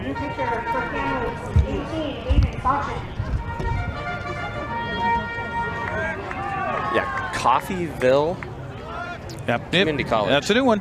Yep. That's a new one. I don't know if I've ever heard of Mary College either. I've heard of William and Mary. Yes. But I hadn't heard of Mary. No. This pitch is low for a ball. Evens the count to Panyanabon at 2 balls and 2 strikes.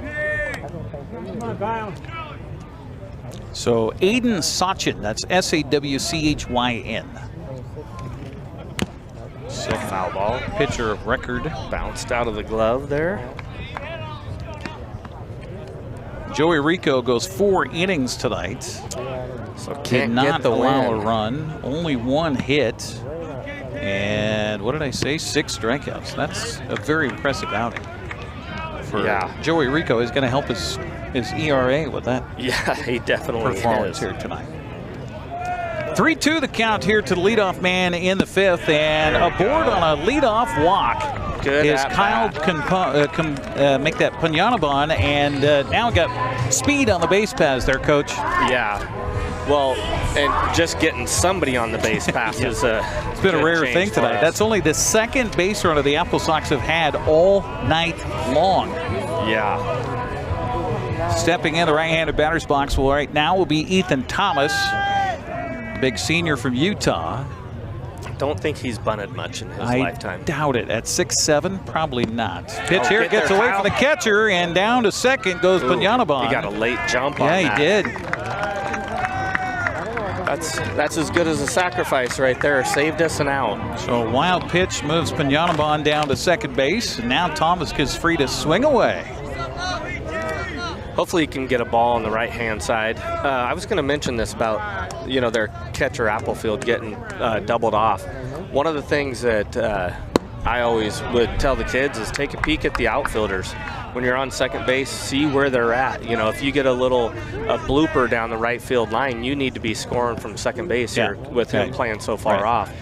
And I don't know that he had done that either. Head on a swivel, right, Coach? Yes. Yep. 2-0 pitch swung on and a well-hit ball to center field. Backing up on it is Connor Clark. Meanwhile, Punyanaban will easily move into third base on the play. There we go. That works. That's as good as a sacrifice right there, too. Unfortunately, that doesn't do his batting average good. Nope, it'll go down as a flyout, but a very important flyout for Ethan Thomas. And that'll bring up Dylan Knowles, brand new to the AppleSox, and wouldn't that be something? First game in an AppleSox uniform and come up with the game-tying hit right now. That would be nice. Runner at third base is Kyle Punyanaban, and meanwhile, Aiden Sachin trying to work out of a jam here in his first inning of relief for the NorthPaws. The pitch is low for a ball. And if I'm Dylan Knowles, I'm going to take a few pitches here. Yeah, you're definitely going to see a good pitch.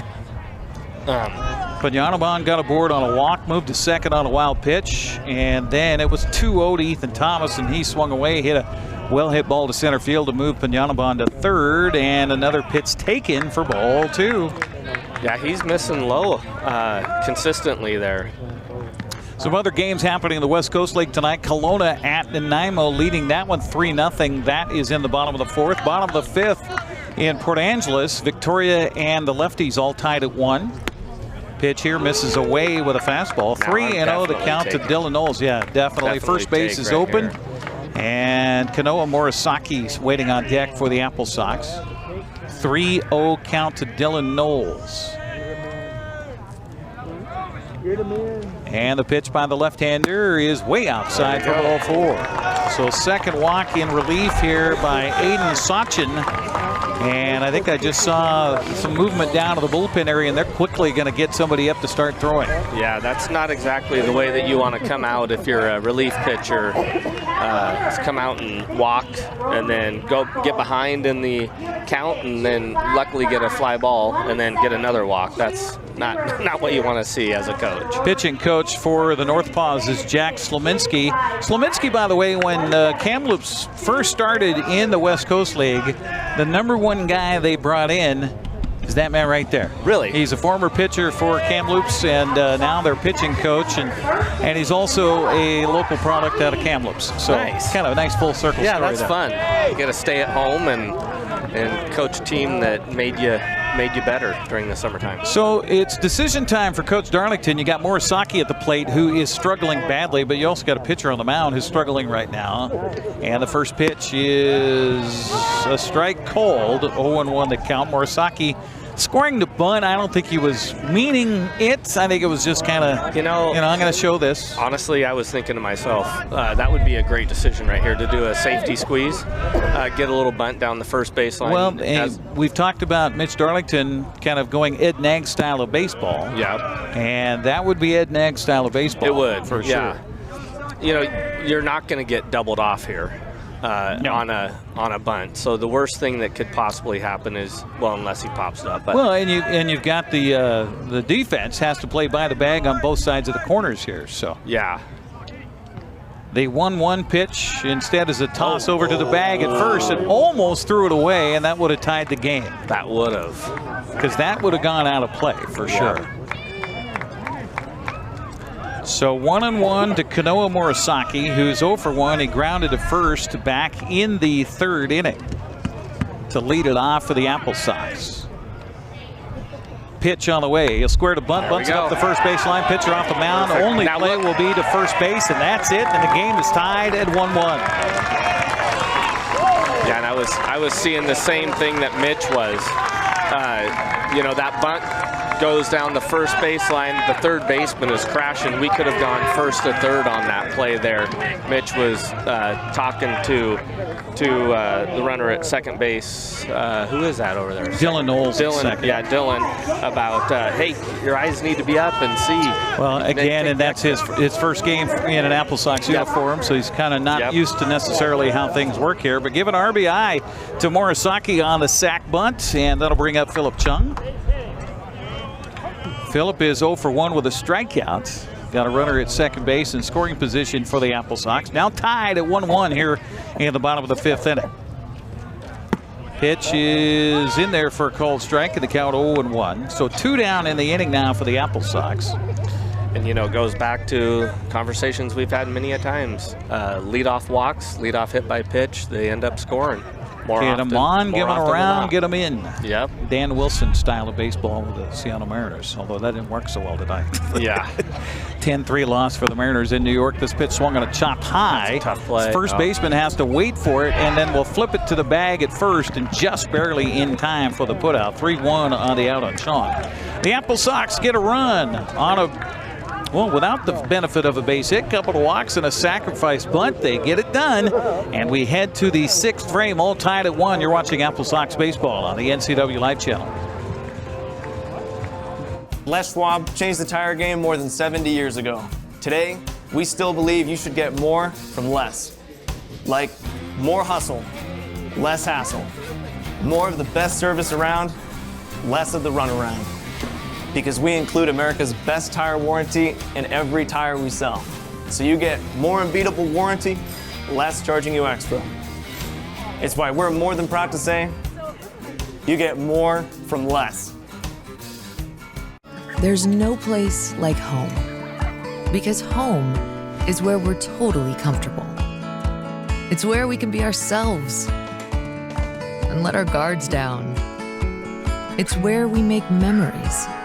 And we're always imagining new ways to keep it totally comfortable. Carrier, total comfort, totally happy. Call Alpine Air Heating and Cooling today. Your comfort is their priority.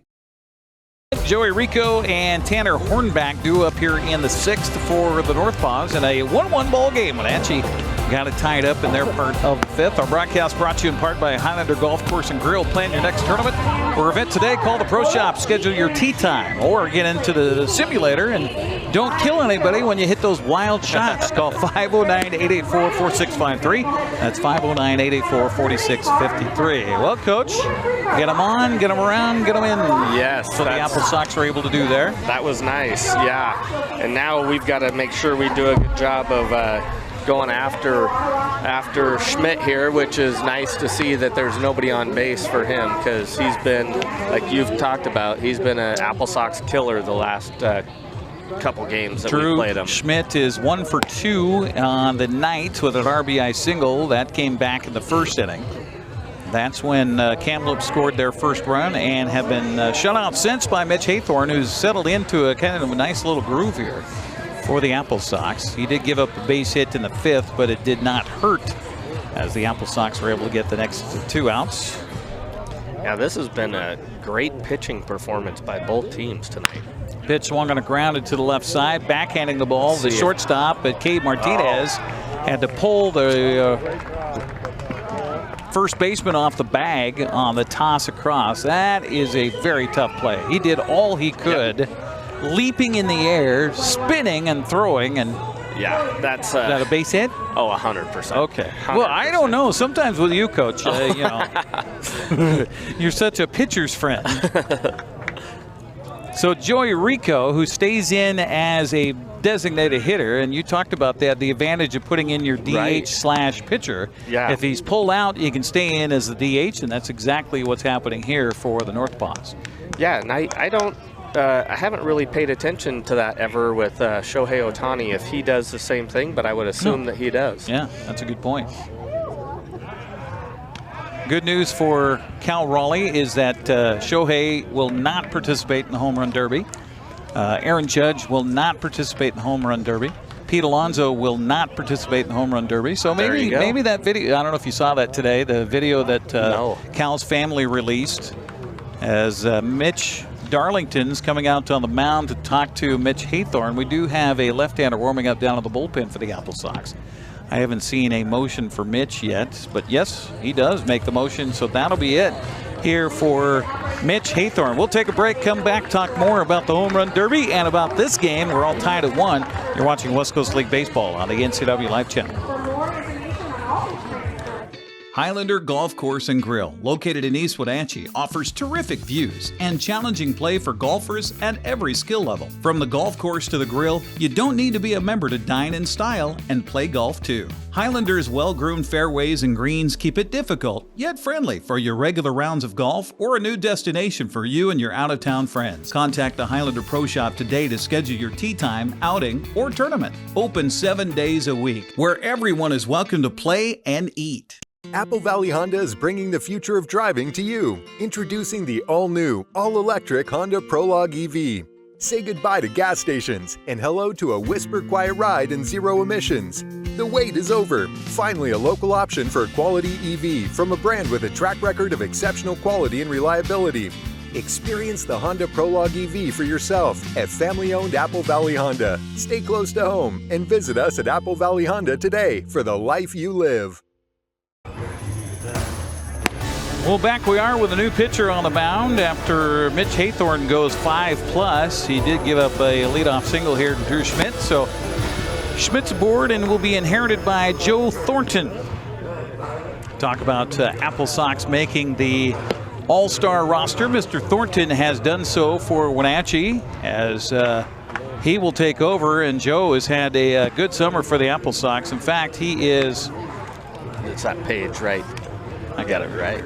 Oh. Joe Thornton has done well so far this summer for the Wenatchee AppleSox. He leads the pitching staff with a .73 earned run average. Kirsten Sweem and Mitch Haythorne are neck and neck on strikeouts coming in. Sweem had 31, Haythorne had 30. I think he only had 2 strikeouts here tonight, so kind of a non-Mitch Haythorne type of game for the AppleSox. Max Mendez leads the club with 3 wins and innings pitched and 24 2/3 innings pitched, but it is up to Joe Thornton to keep things where they are right now at the 1-1 bowl game. Thornton is originally from Tonasket, did you say? Yeah. So we got a couple of guys, one from Okanagan and Buzzell, and then Thornton from Tonasket, both making the All-Star team for the North Division of the West Coast League. That's impressive. Thornton, a 6'2", 200-pound sophomore from Gonzaga, and originally from Tonasket. And you know more about his sister. Well, I have talked to my daughter a lot, and she's very versed on Instagram and who's famous on Instagram, and Joe's sister is Apple Girl Kate. Apple Girl Kate. Apple Girl Kate. So I haven't looked into it much. So is it Kate Thornton? Yep, Kate Thornton. Okay. Yeah, Caitlin Thornton. So she has something to do with fruit, you say? Yeah. Okay. Yeah, went to WSU and then is, well, I would say Instagram famous. A fruit proponent. Yes. Yeah, so... Well, being from North Central Washington, you would love to have someone who is well-versed in the fruit industry to be on social media. I believe their parents are farmers, so... Pitch here swung on and grounded to the second baseman. Chance for a double play. Flip to second for one. The relay to first is not in time. You couldn't have flipped that any better than that. I know. That was a great double play. That was beautiful. Right there. That was a flip with the glove, right? Yeah, it was. Yeah. So fielder's choice. Joey Rico aboard. By the way, Joe Thornton came in and inherited a 1-0 count. Yeah, that's weird. You know, I think it was a very good decision, obviously, with Rico being left-handed and Thornton being left-handed. That's going to be a benefit for you. But, yeah, that was strange for him to come in at that time. So Rico aboard. Hornback steps up. Tanner is 0 for 2 tonight with a ground out and a strikeout looking. One of 2 strikeouts for Mitch Haythorne, whose night is done now after going 5+ innings. Allowed the 1 run on 4 hits. Pitch here swung on a chop back to the mound. They'll go to second for 1. They do get the force out there. Good job by Cade Martinez there. Just make sure of the 1 out. That he looked like he threw him a sinker there, didn't it? That ball was tailing off pretty hard. Yeah. Good job by Cade to look that ball into his glove and just make sure, like you said, make sure to get the out. So they get the lead man, so another man aboard on a fielder's choice. 1-6 on that putout. Hornback at first brings up Connor Clark. Clark is 0 for 1 with a fly out to left. He also walked his last plate appearance of the 4th. Our entire field, except for a little stretch out in center, is in shade right now, which also makes it interesting for our cameras. So, reminder to our camera operators to adjust your filters as darkness nears here in north central Washington. The 0-1 pitch by Thornton is a little bit low for a ball, 1-1 to count. So, do you think there's going to be Apple Kates and a combination video with her brother throwing apples? That would be a good one. Ooh. Now, they do have, with the AppleSox, Dylan's kind of running this one. It's called On the Go with Joe. So they do a little videos with Joe almost every day. So, okay, all right. Yeah. Good to know. Yeah, so he does some interviews and stuff with other players. It's pretty comical. Joe Thornton in relief here, trying to get the third out of the inning and hold the game right here at 1. The pitch is swung on and fouled as the runner was breaking from first to second on the pitch. And everybody will have to reset here as Connor Clark will have the count at 1-2 and Hornback back at first base. That was a good decision there by the first base runner there to take off and go. 2 outs? Yeah, sure. 2 outs. Why not? That was quick right there. Pitch swung on and chopped back past the mound. This is going to be an infield single. That kind of fooled Joe Thornton off the mound. He kind of fell to the third base side of the rubber on the mound as the ball bounded past him, behind him, and that's no man's land here at the ballpark. It is, yeah. That was unfortunate because that was not hit hard. Well, for Connor Clark, it'll go down as a sharp single in the paper tomorrow. Mitch is conversing I think he's wondering if that ball hit foul and then came fair. That's okay if that happens. My thing is here, he's probably communicating about the second baseman being impeded by the runner. Okay. As he was to try to break in to make the play on the grass. Yeah. As Dylan Knowles out there talking with the base runner at second base right now, who is Hornback.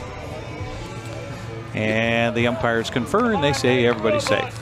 Yeah. Now, if a ball hits foul, right, behind the plate, it doesn't matter as long as it's where it's first touched. Okay. So, kind of like, we talked about that earlier. You have a screwball down the first baseline, and it rolls back into fair territory. That's fair ball. So Kalen Applefield steps up with 2 on and 2 out to the inning. And the first pitch to him, he was fooled badly on that one. 0-1 to count. Wasn't it? Yeah. Looked like it. Kalen Applefield way out in front of it. Applefield 0 for 1. He walked in the second, hit into a 4-6-3 double play back in the fourth to help Mitch Haythorne's cause tonight. This pitch swung on and hit hard but foul up the first baseline. He was behind that one. And so he's trying to figure out what the heck this guy on the mound's going to throw right now. 2 strikes to Kalen Applefield. Again, he came into the game batting 177. So this is one that Joe Thornton should think, all right, I need to get this guy out. Yeah, for sure. Thornton checks a runner at second. Here comes the 0-2 pitch on the way. A snap throw down to first, and they did not get him.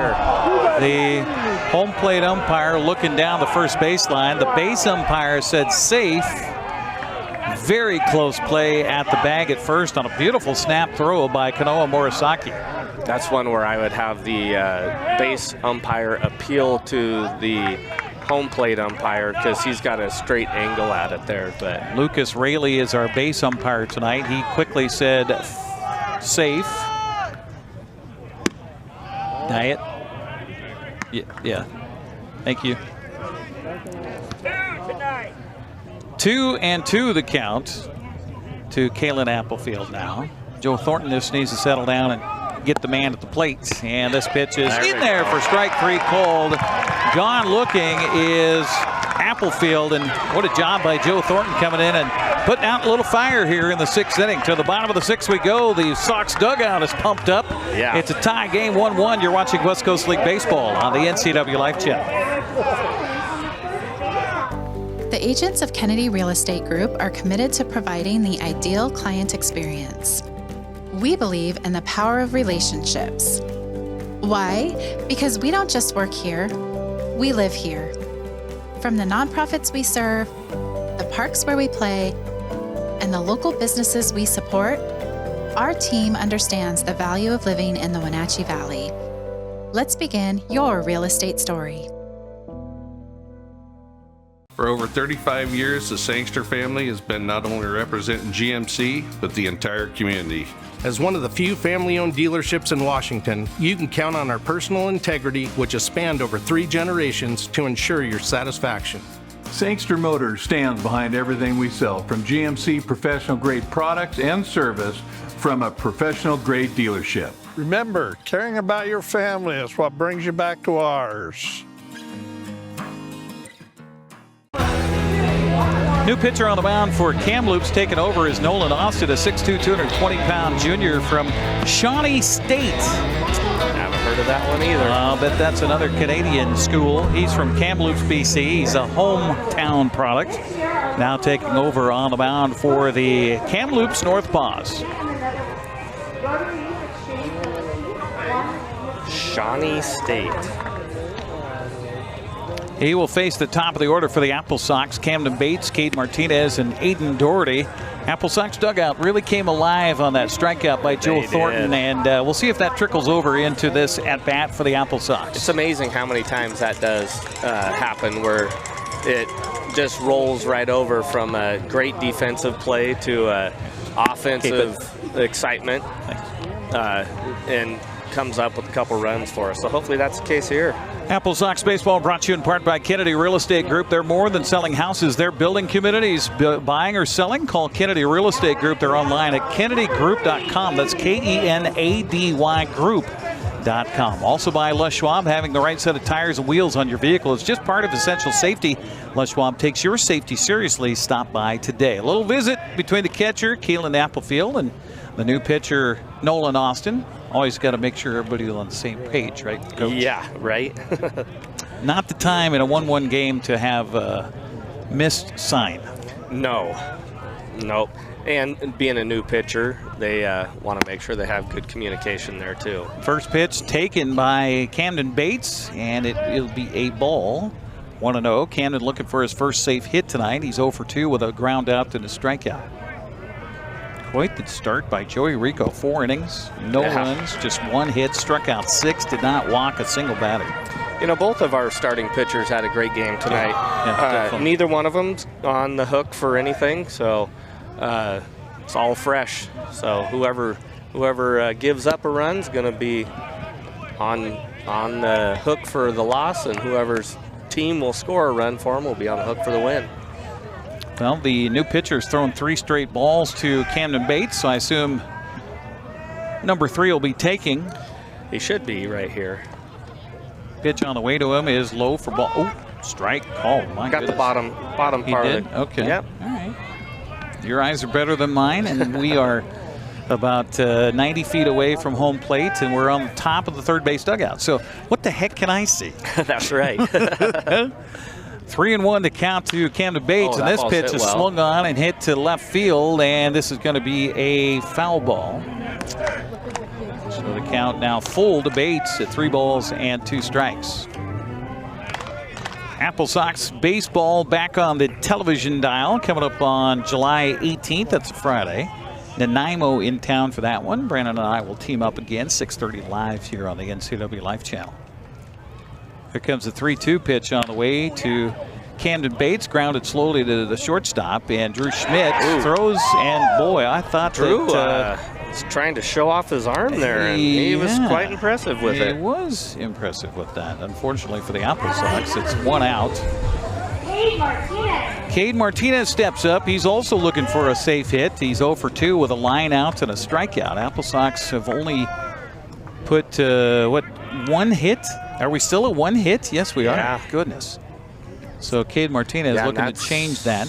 That one didn't go very far, Eric. No, that was a dribbler off the plate by Aiden Doherty, who is standing on deck right now. Martinez takes the first pitch for a ball. 1-0 the count, 1 out, bottom of the 6th inning.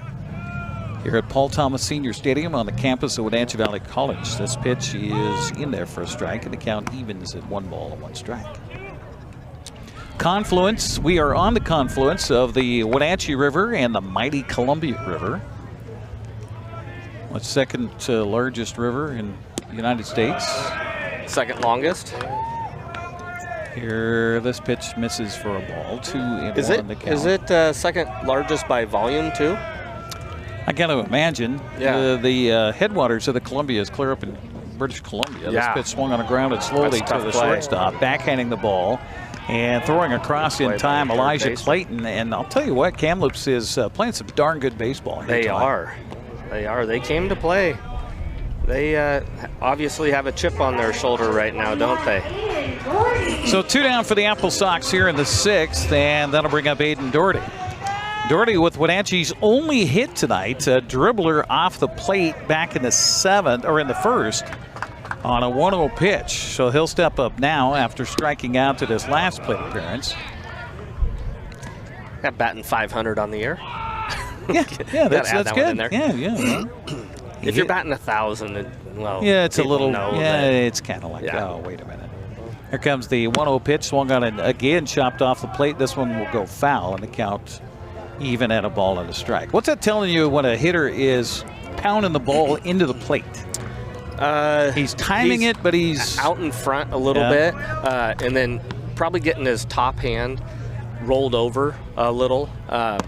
You know, the old saying, if you talk to a old codger, they're going to say, roll your wrists over, roll your wrists over.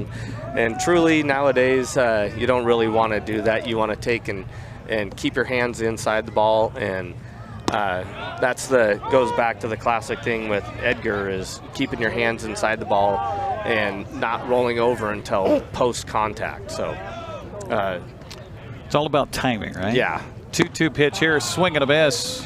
Hefty cuts by Aiden Doherty, and that'll be a 1-2-3 story for the AppleSox here in the 6th frame. To the 7th inning we go. It is a 1-1 ball game. You're watching West Coast League Baseball on the NCWLIFE Channel.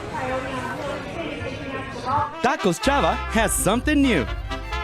Customers at Tacos Chava say it's the best Mexican food around. Nachos, enchiladas, tortas, ensaladas, and introducing camarones in many styles. You'll love the fresh salsa bar with so much selection. Are you ready for Tacos Chava? Find them at 2 great locations, the Wenatchee Valley Mall and Eniac. Tacos Chava, tan delicioso. At Kennedy Group, we understand that buying and selling is more than a transaction, and it's more than just a house.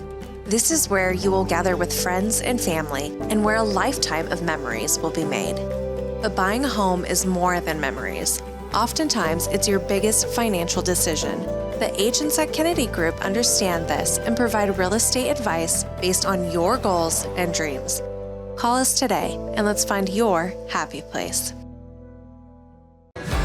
It'll be Drinkle, Polkowski, and Hall, 8-9-1. I think we've had that for, it seems, 3 innings tonight. Where we go 8-9-1. Where we start 8-9-1 for Kamloops in a 1-1 ball game, along with Brandon Schmitten and Eric Granstrom here on the NCWLIFE Channel. Our broadcast brought to you in part by Sangster Motors, family owned and operated, home of the all-new electric Hummer pickup and SUV. Mary and I were on vacation last week. Part of that vacation was spent over in western Washington, where it was much cooler than over here on the east side of the state. We were on the coast, literally on the coast. Now, for those that live here in north central Washington, that were born and raised here, anything west of the Cascade Crest is considered the coast. It is the coast, by folks here. Yeah. That's not the case. As a person who grew up in western Washington, swing and a miss here by Drinkle, and he's quickly behind in the count to Joe Thornton at 0-2. And anything 50 miles north or south of Seattle is Seattle.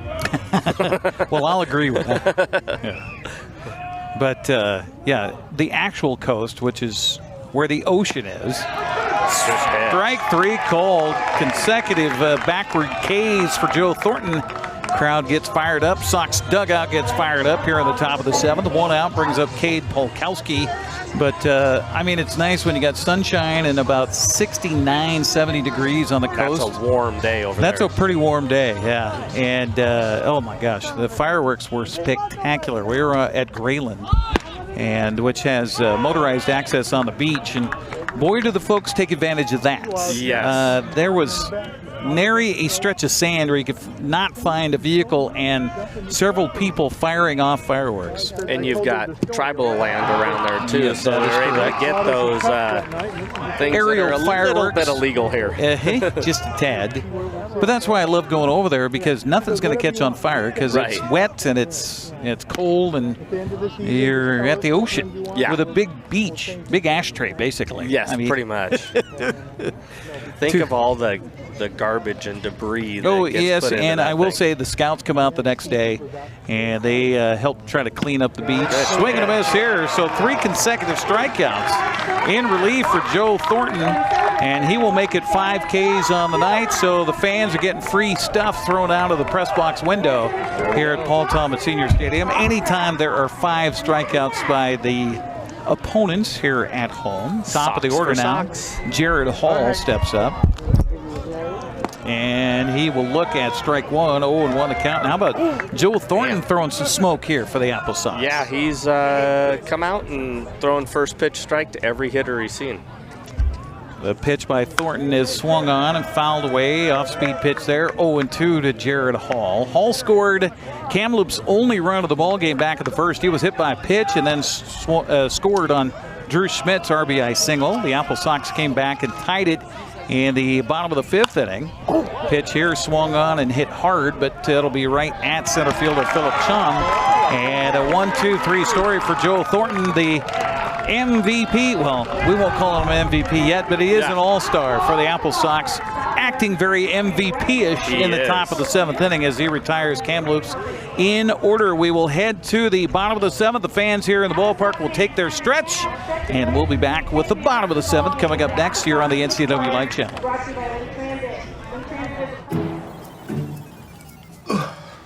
Hey man, how's it going?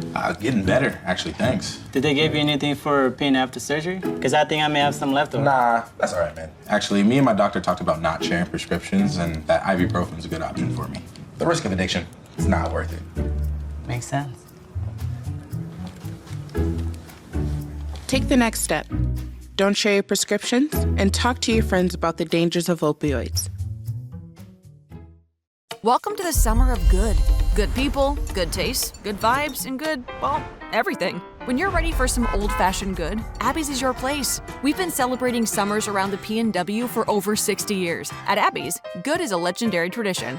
Holy pepperoni, Abby Man. It's the hometown hero bursting onto the scene this July at a special price, starring classic pepperoni, green peppers, and Italian sausage. One bite and wham. Don't miss the summer's biggest blockbuster. The hometown hero has arrived at Abby's. AppleSox head to the bottom of the 7th with Evan Cloyd, Kyle Pagnonaban, and Ethan Thomas due up. Middle of the order for Coach Mitch Darlington. I talked to Coach Mitch Darlington about this in the interview, which is going to air Thursday morning on Wake Up with Angie Valley on the NCWLIFE Channel. I said, manager, coach. Yeah. Why in Major League Baseball they call him a manager, but in collegiate ranks and everywhere else it's just the head coach? Mm-hmm. And he says, I don't know, because there's a lot of managing I have to do. There is a lot of managing. He said just on the phone. I mean, he's constantly on the phone, checking with guys, seeing if guys can come in, you know. I mean, it's just paperwork. Yeah, constant. Yeah. Now, we talked about Joe Thornton coming in and starting off first pitch strike. Nolan Austin here has been faced 4 batters and gone ball 1 to all 4. And this one bounces about 57 feet. That's Count a little short. 2-0 to Evan Cloyd. 60 feet 6 inches. Okay, math whiz. Why is it 60 feet 6 inches? All right. So the reason behind that pitch here is taken for ball 3. 3-0 the count. Is the throw from third base to first base has to be unobstructed, right? So when they were putting the first field in there, they wanted to make that throw unobstructed. So it has to be in front of that. And so why 60 feet 6 inches? I don't know exactly that, but I do know that it had to have been in front of the path between first and third. So if you look at it, if you line up third base to first base, you will see that the pitcher's rubber is actually in front of that line. If you drew it in with a white chalk, right? Yes, yep. Okay, that makes sense. I'll go with that. Kyle Pagnonaban steps up now for the AppleSox. He scored Wenatchee's lone run back in the 5th inning. And he will square to bunt. The ball bounces in, but staying at first is Evan Cloyd after he walks on 4 pitches. And that was a taken ball by Punyanaban. Ooh, looks like he's wiping it off here. You talking about Mitch? Yeah. Okay. Telling him take a pitch instead of. Yeah. And he takes a strike. Yeah. So the count even at 1 ball and 1 strike, and now Mitch Darlington will go through his. He doesn't do a lot of geriatrics down in the third base coach's box. I did way too much geriatrics. one pitch bunted and popped up on the first base side. The first baseman will field it. Third baseman was in, and that could have been a runner moving to third base on the play. And Mitch Darlington kind of looking down, going, "Oh, missed opportunity right there." Yeah, that was, and. He did the same thing he talked to Knowles on the last time, is look up. You got to see where people are. And this third baseman, if he's going to continue to vacate like that, we'll go with a bunt and run there. So just have a guy at first base. And it was a good bunt, by the way, by Punyanaban. It goes down as a sacrifice as the runner goes to second base on the play. A swing and a miss here by Ethan Thomas. Ball got away from the catcher, but everybody, the runner at second, Evan Cloyd, stays there. 0-1 the count. He called it a foul ball. Oh, did he? Okay, yeah. so dead ball. Yeah. So at that point, no advance can be achieved.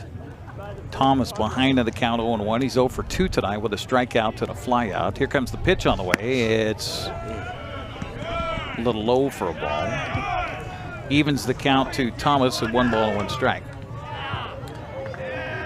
Yeah, there's a lot of things that make this game like perfect. Like a ground ball to the shortstop has to be fielded cleanly and thrown cleanly in order to get the guy out. You know, pitch here swung on and hit the mile high in the infield, and shortstop calling for it, and making the catch will be Drew Schmidt. And Evan Cloyd has the play right in front of him, so easy for him to just perch on the bag at second and wait for it to come down. So 2 outs here in the inning for the AppleSox brings up Dylan Knowles. You know, if they would have made the bases, say, 95 feet, then plays wouldn't be close. You know, now it's you got to field it cleanly and throw it cleanly, or else the guy's not going to be out. So whoever invented baseball, Admiral Doubleday, wasn't it? Yes. Yep. Admiral Doubleday did an amazing job of dimensions. You know, there was a lot of smart men back in the day. Yeah. What happened to them all? I don't know. I don't know. We got politicians now. Yeah. 1-0 pitch to Dylan Knowles on the way. Misses high for a ball. 2-0 the count. He's Brandon Schmitten. I'm Eric Granstrom here on the NCWLIFE Channel as we bring you live coverage of West Coast League Baseball. Bottom of the 7th, tie game 1-1. Runner at second base, 2 down. And a 2-0 count to Dylan Knowles. Looking for his first hit as an AppleSox, and he'll take that pitch in there for a strike, and the count goes to 2-1. I like seeing him take that pitch, maybe a little bit on the outer half, maybe a little bit outside, and I mean, you're a 2-0 count, so it's looking for a pitch that you can hit really hard. Looks like the NorthPaws have a right-hander who's warmed up down to the bullpen. Here comes the pitch on the way, swung on and hit the mile high down the right field line, and this will be going to be caught by the right fielder, Jared Hall. A little help from a breeze here tonight at the ballpark. That'll do it for Wenatchee. So they get the leadoff man aboard, get him as far as second, can't get him around in to score. We'll head to the 8th, tied at 1. You're watching West Coast League Baseball on the NCWLIFE Channel.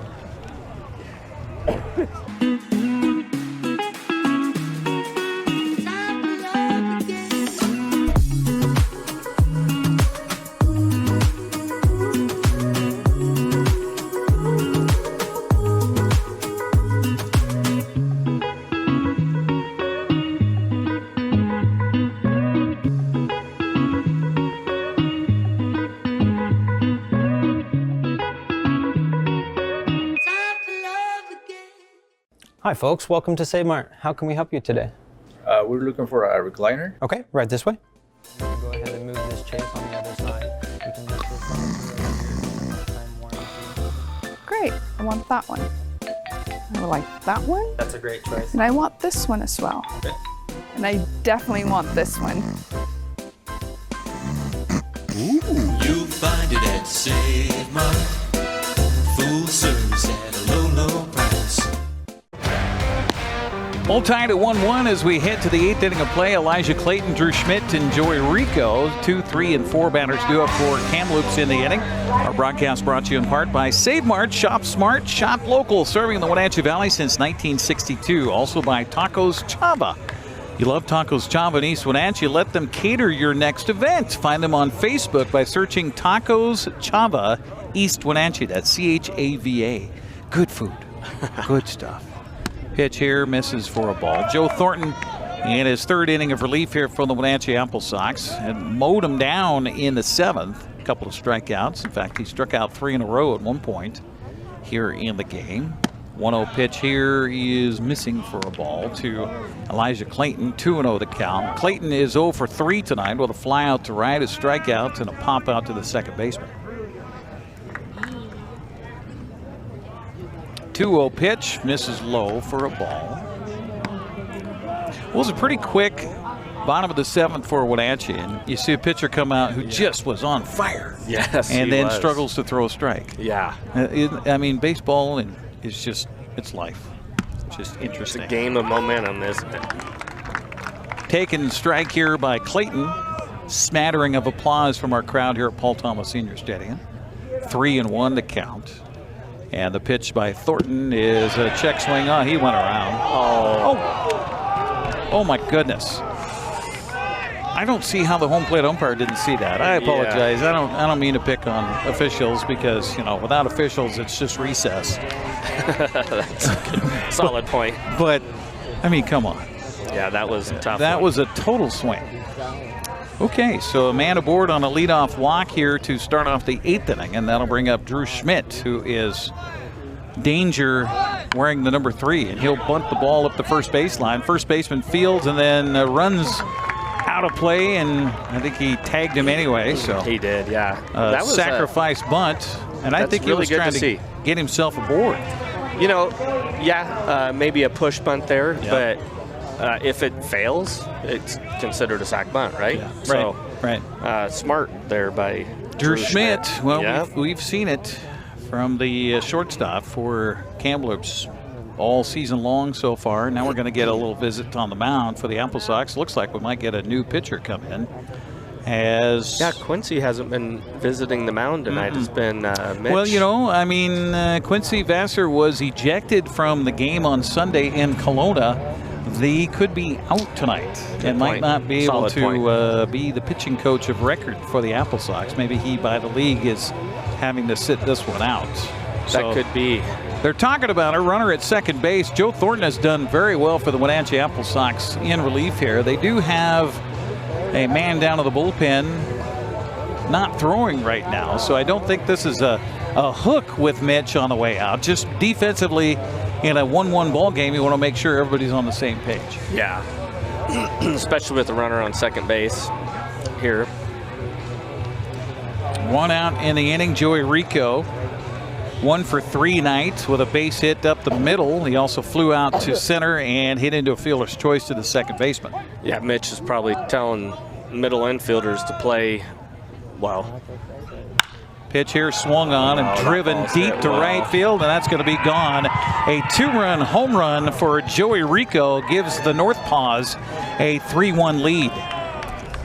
That ball was crushed. And that's the reason why he's their DH pitcher. Yep.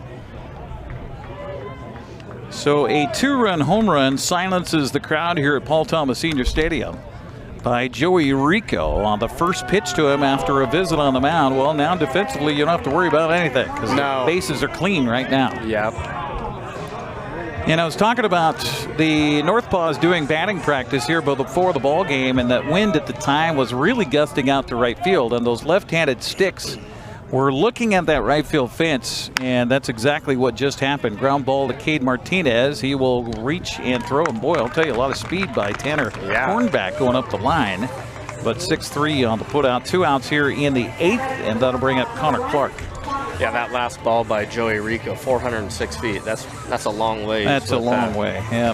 With a wood bat at this level. Aiden Doherty looked at it, but there was not a single chance. No. That's in the new construction across the way here at Paul Thomas What a Senior massive excavation project It that was. really is for new building here on campus. First pitch here to Connor Clark, misses low and inside for a ball.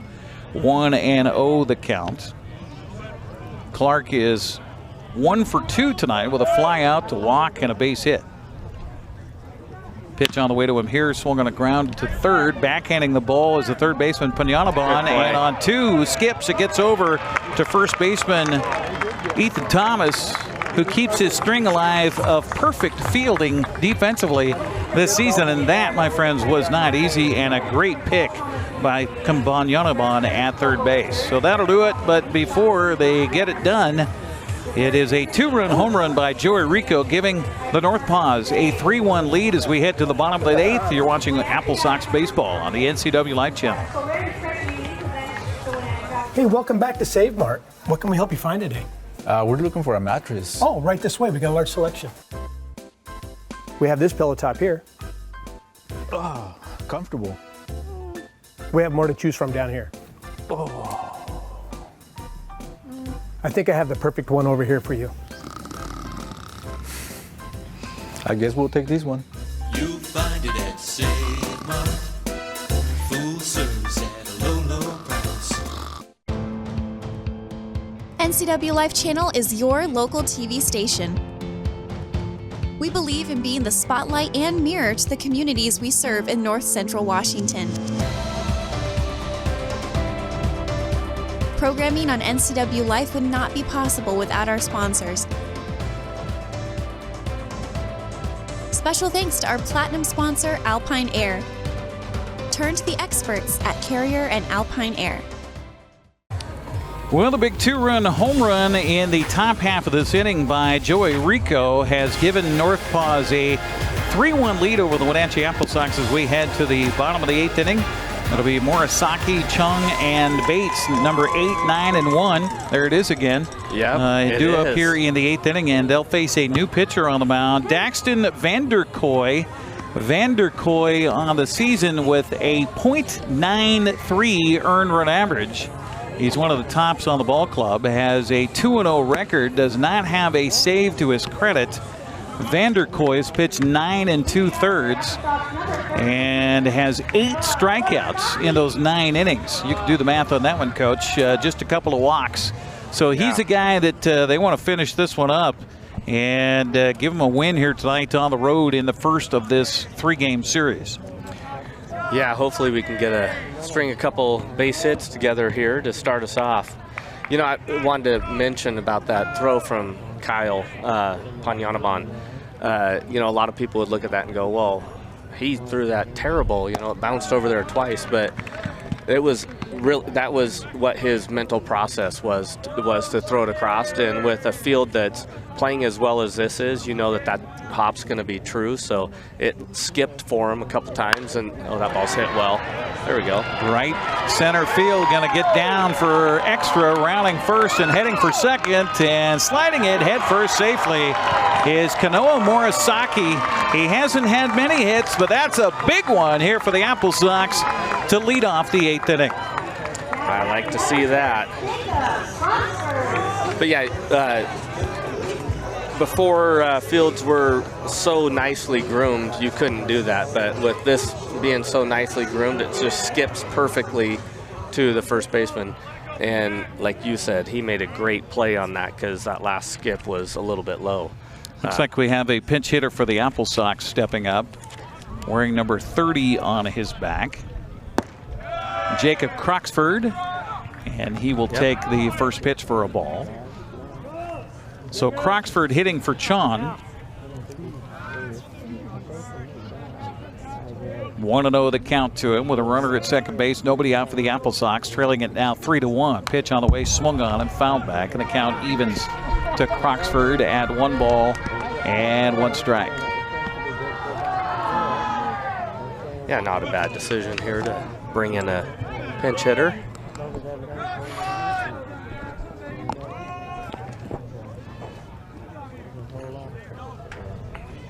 Pitch on the way, swung on, he reached for that one, popped it up in foul territory, giving a look as the catcher, and he will drop it.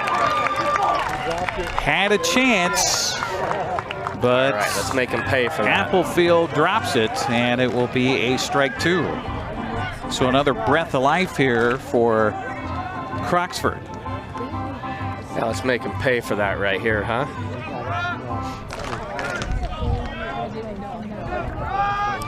Now that's not an error until he reaches base. Correct? Yes. Croxford back in already, and the pitch on the way to him is a curveball missing low. Good eye there, and the count evens at 2 balls and 2 strikes.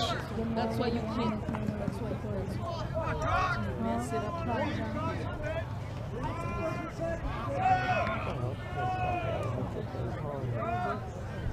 Croxford back and ready. The pitch swung on. Yes. Through the left side for a base hit.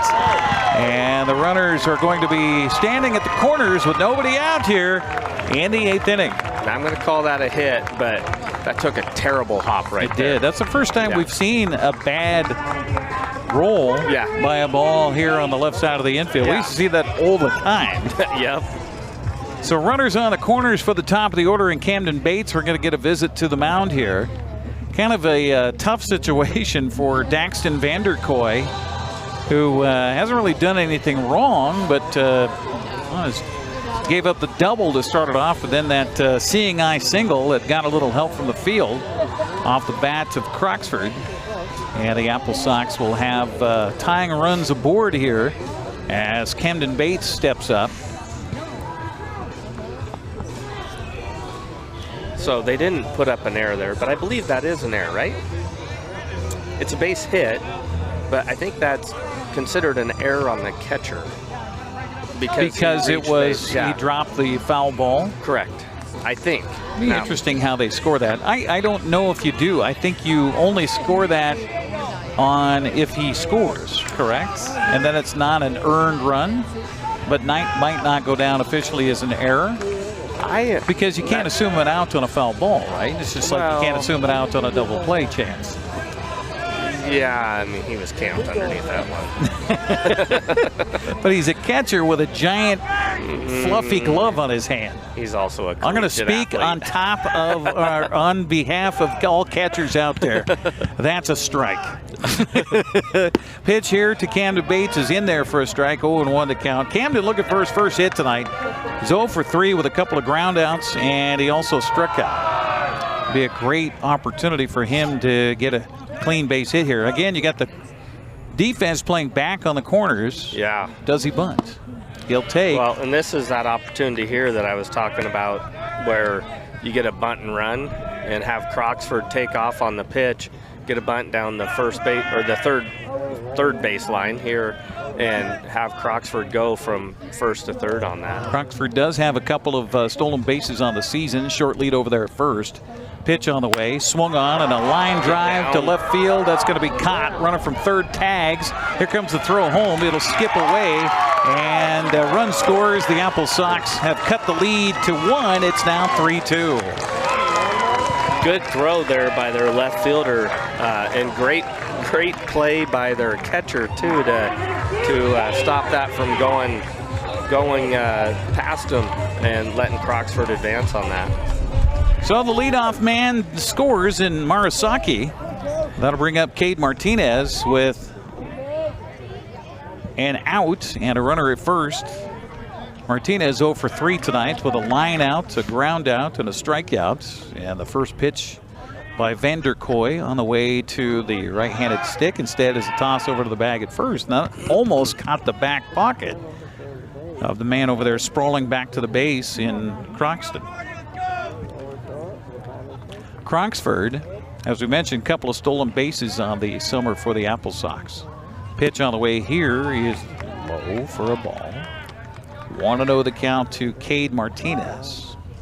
Came into the night batting .302. Might have slipped a couple of pegs with an 0 for 2 night so far.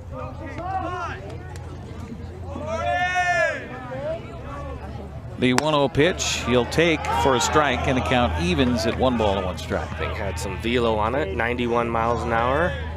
It's one of the harder pitches that we've seen today.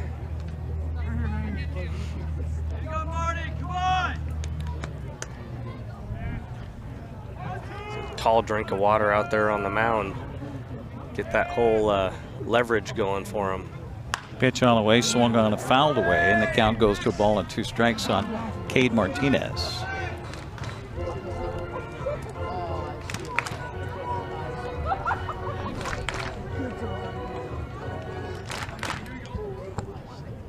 There's some ominous clouds out towards the Clockham and Quincy area. Pitch misses high for a ball. I don't like looking at those. Yeah, no, those definite thunder hits potentially. Count evens to Martinez at 2 balls and 2 strikes here. 1 run in for the AppleSox, 1 aboard, 1 out, and a 2-2 count to the AppleSox shortstop. Pitch on the way to him. Swung on a fly ball to the right side, and running over to his right is the right fielder.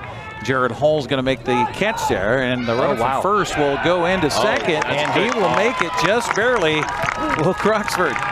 That was a really good call by that umpire, not assuming that that was going to be an out because the ball arrived first. Croxford got underneath that tag by Schmidt there.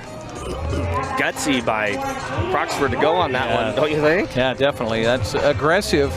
But the thing is, that ball was in right center.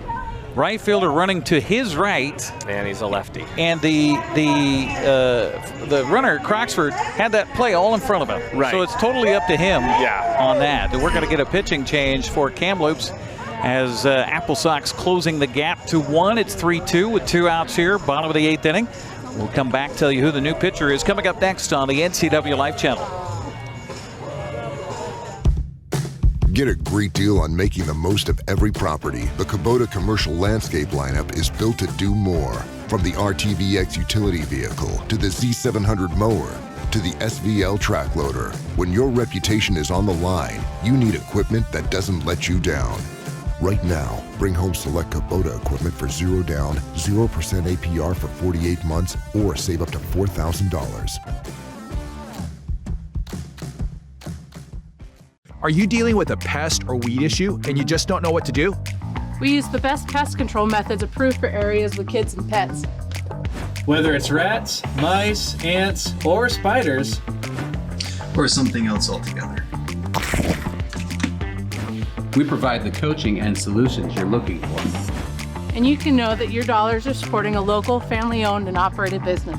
Allow us to help you get back to living healthy and pest-free. Harvest Valley Pest Control.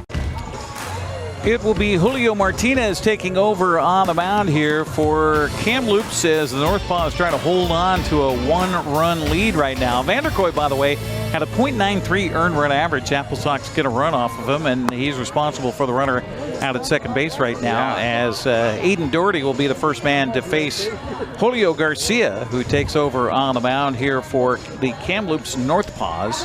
He's got a 1.17 ERA himself, so their pitching staff has got some low ERAs. He's out of Tyler, or Texas Tyler as well. University of Texas Tyler. Yeah, okay. so the fourth player tonight from Texas Tyler. And he's a Texan from Baytown, Texas. Yeah. 6'2", 217 pounds. He looks a little bigger than 6'2", but maybe it's just my eyes. Man, we went over to the game on Wednesday and Thursday. And Williamson, the Mariners' third baseman, he looks like an average Joe. But at the game, oh my goodness, that guy is put together. Really? He is huge. I couldn't believe how big he was. And that's the thing. You see him on TV and you go, all right, but they're around each other, right? Yeah. They're all athletes. They're all professional baseball players. But then it's only when you go to the game in person and you can watch things that they're not showing you on camera. Yes. And you can see these guys, you're like, holy cow, that guy's built. Yeah. Yeah. So here we go with the wind blustering suddenly as blowing out to right field right now. Runner at second base represents the tying run for the AppleSox. As Aiden Doherty steps up, first pitch to him, swung on and fouled. Behind that 93-mile-an-hour fastball there. 0-1 the count to Doherty from Julio Garcia. Just sounds like a baseball name, doesn't it? It does. It does. It's like my grandson, who was born back on May 23rd. Congratulations, by the way. Thank you. My son-in-law's name is Clemente, and they decided to name our grandchild Arthur. Oh, I thought you were going to say Roberto. The ball gets away from the catcher and down to third base goes Croxford on a wild pitch. That would be big shoes to fill if they named him. Yeah. But I told my daughter and son-in-law, I said, well, you named him Arthur, but I'm going to call him Arturo. Arturo. Because Arturo Clemente sounds like a future third baseman for the Seattle Mariners. It's kind of like naming your kid Jet. They better be fast. Yeah, exactly. 1-1 the count here to Aiden Doherty with the tying run 90 feet away. Pitch on the way is for a ball. You know, another name that this one came to fruition, Buddy Hawley, a friend of mine, he coached with me and I coached with him, and he had a kid named Griffey Hawley. Oh, no kidding. Yeah. Pitch on the way here is taken for a strike. And evens the count to Doherty at 2-2. Griffey ended up playing down at Big Bend Community College and then had a good career down at Point Loma College and did a really good job. He was a great kid. 2-2 pitch on the way, swung on and staying alive was Doherty. He was out in front of that off-speed pitch. Yeah. Goes from 92-mile-an-hour fastball to 81. That's tough. That's change. That is tough. Julio Garcia, the fifth pitcher of the night for the Kamloops NorthPaws at a 3-2 game, bottom of the eighth inning, 2 outs, runner at third base for the AppleSox. 1 run in here in the eighth. Pitch on the way is low for a ball. Count goes full at 3-2. Yeah, it appears to me like Aiden Doherty didn't take much time off from hitting because he's got pretty good vision dialed in right now. Definitely so. Full count. Runner at third is Croxford. Represents the tying run. Pitch on the way is check swing, and can't call they appeal. And the umpire out on the base pass says, "Would you expect me to see that?" So a walk. Puts runners on the corners, puts pressure on the defense, and that brings up Evan Cloyd. Cloyd 0 for 2 with a fly out, the ground out, and a walk in the 7th. Now that aggressiveness that Croxford had going from first to second, and could loom large here. Pitch on the way, swung on and through for a base hit. The game is tied at 3-3. Evan Cloyd, welcome back to the Wenatchee AppleSox, gets the game tying hit here with 2 outs on the bottom of the 8th inning. Yeah, 99-mile-an-hour exit velo on that ball. Turned a 92-mile-an-hour round for 99-mile-an-hour exit velo. Wow. Brings up Kyle Pignanabon. AppleSox with 2 runs in to tie it here in the bottom of the 8th inning. Love to add 1 more and take the lead and just wrap it up in the 9th. Here comes the pitch on the way by Garcia. Swung on a chop back over the mound. Second baseman will field, and he'll touch the bag closest to him. That'll do it for the AppleSox, but they do get 2 big runs as the hitting shoes finally come alive. They get 3 hits. They leave 2. We'll head to the 9th frame, all tied at 3-3 here on the NCWLIFE Channel. A new video game, a movie, dinner with friends. There are a lot of things worth saving up for. Vapes aren't cheap, and buying pods over and over can stop you from affording things you want more. When it comes to your money, choose what matters. Choose you. When life gets stressful, jumping into your passions can help you find your calm. Avoid vapes, which contain nicotine and can make feelings of anxiety and depression worse. When it comes to your mental health, choose what matters. Choose you. You trust the same doctor for your health and the same dentist for your smile. Trust Global Car Care to keep your vehicle running strong. We track your car's history so it gets the right care at the right time. With our 3-year, 36,000-mile warranty on parts and labor, you'll drive away with confidence. Global Car Care, your automotive experts. We service all makes and models, but specialize in Sprinter vans, Mercedes, Audi, Volkswagen, and BMW. Call or visit us today. Coverage of AppleSox baseball on the NCWLIFE Channel brought to you by Together for Youth, encouraging you to dispose of unused and expired prescriptions to protect youth and the environment. Find a kiosk near you by visiting medproject.org. Also by Valley Tractor. North Central Washington's trusted equipment and rental dealer for 75 years. Well, this is a good one. It is. All tied, 3-3, top of the ninth.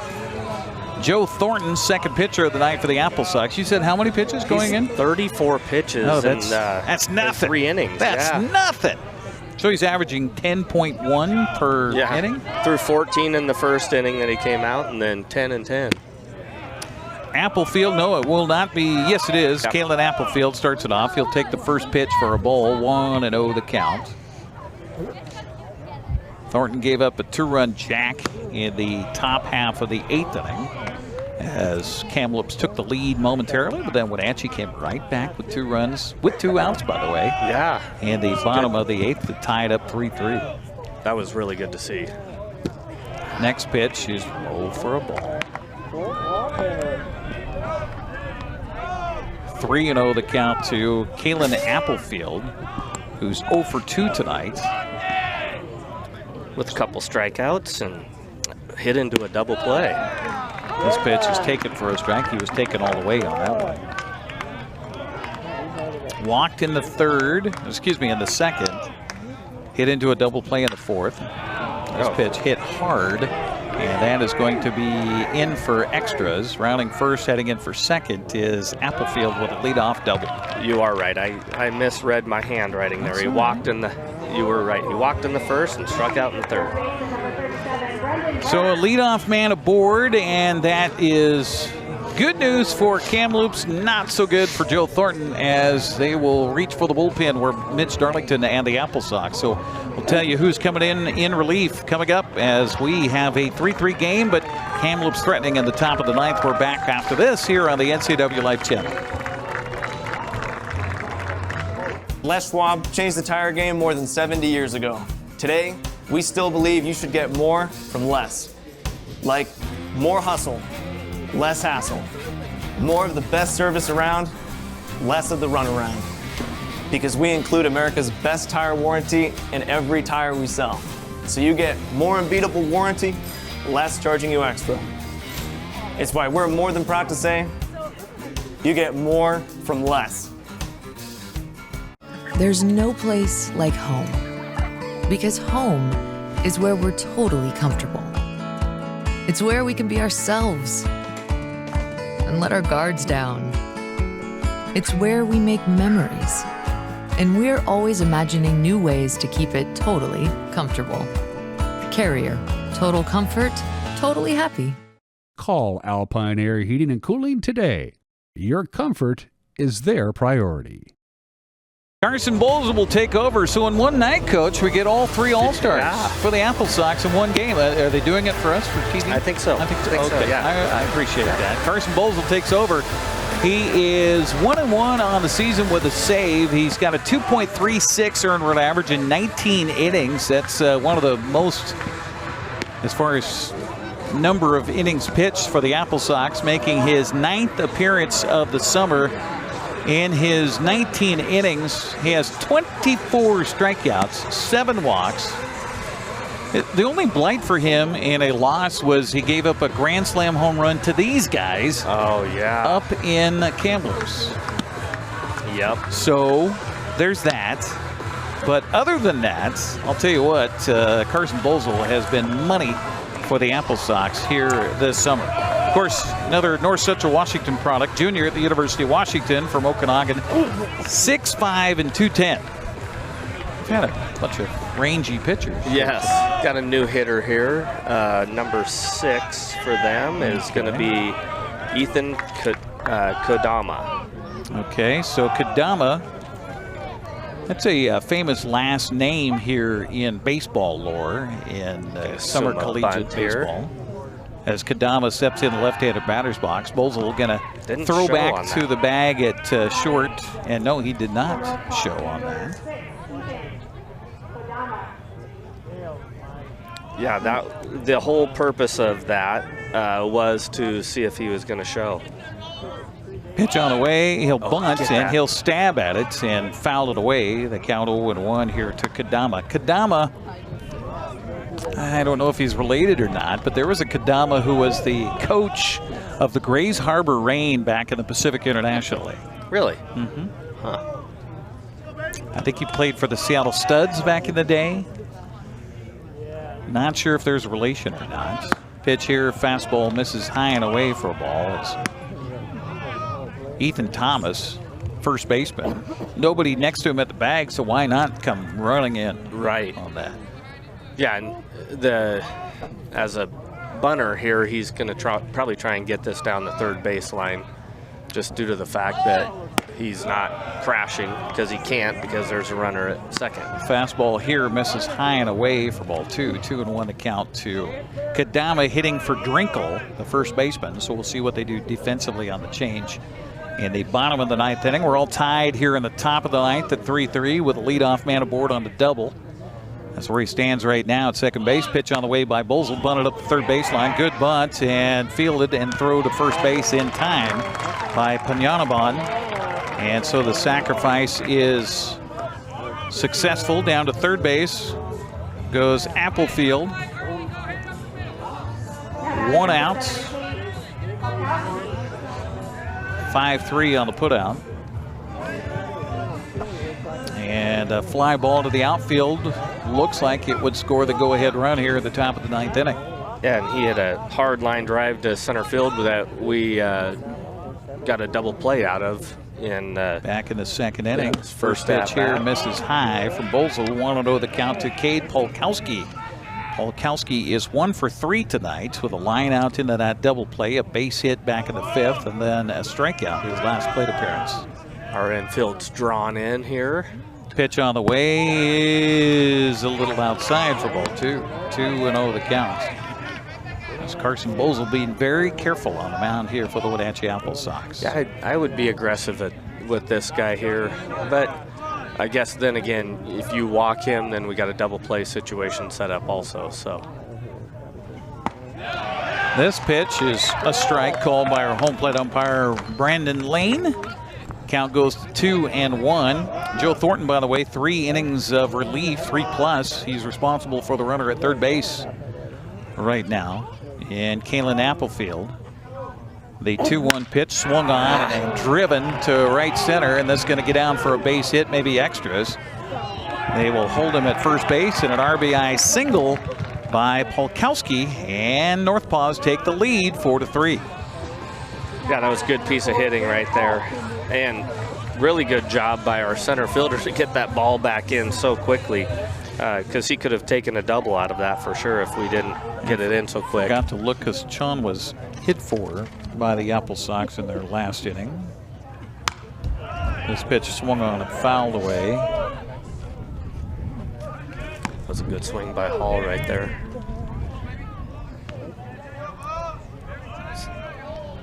Looks like number 30 for the AppleSox playing out there in center field right now. Toss to the bag at first, close.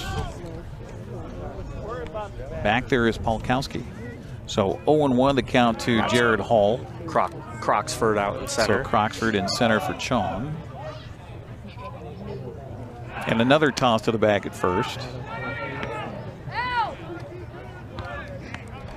Back and forth seesaw battle here tonight in Wenatchee.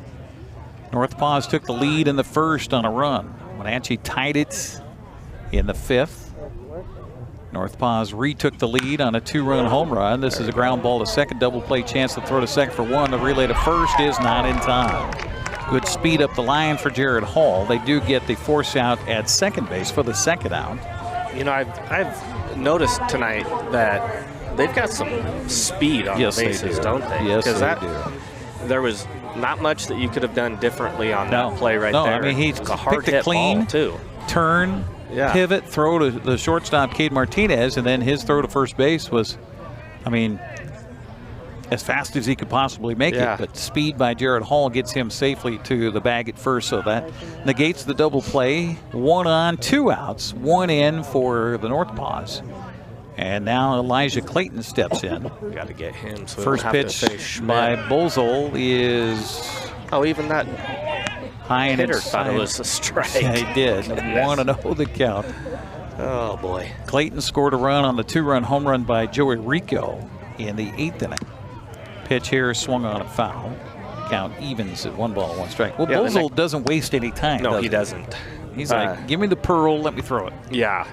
And like I was saying, we don't want to face either of the next two guys with runners on base. No. Drew Schmidt and Rico. Bowles ready. Big deep breath by the right-hander. And the pitch on the way. Swung on and hit in the air to right field. This is going to be a tough play for the right fielder. It bounces in front of him and then will allow a runner to get to third base. Little mental mistake there by the Doherty out there. Runner on third base. He was pausing there to see if that ball was caught or not. And two outs doesn't matter anyway. Yeah. Aiden Doherty was on his horse coming in, and that ball was sinking quickly in front of him. So a base hit to right by Clayton. Over to third goes Hall. Toss to the bag at first, not in time. And here comes the very dangerous Drew Schmidt to the plate. He is 2 for 3 tonight. Also has a sacrifice bunt in his last plate appearance back in the 8th. There are 2 down. This is not in time. My God. Throw us up the first base line a little bit. If it was right on the bag, he's out. Yeah. As obviously he's expecting the runner at first to try to take second now that it's open. He will go that way. And no throw by Morisaki, and the runner goes back to first. Strike call on the batter, Drew Schmidt. That was a good job by Bolzel there, being quick to the dish. He knows he's going to be running, so you got to do a slide step. Can't go high leg kick here. The 0-1 pitch instead is the toss over to the bag at first. Back standing this time is Clayton.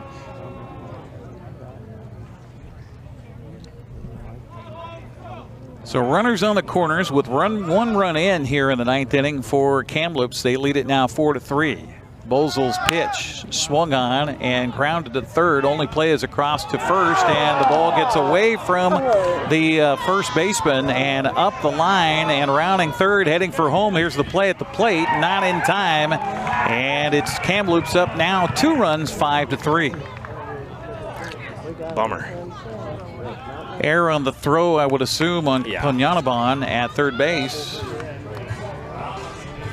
As trying to field it on a hop was Ethan Thomas over there. That allowed Hall to score. Now that one, he was not trying to skip that over there. That one was one where he had time to make a good throw, and he accidentally gave him a short hop over there at first base.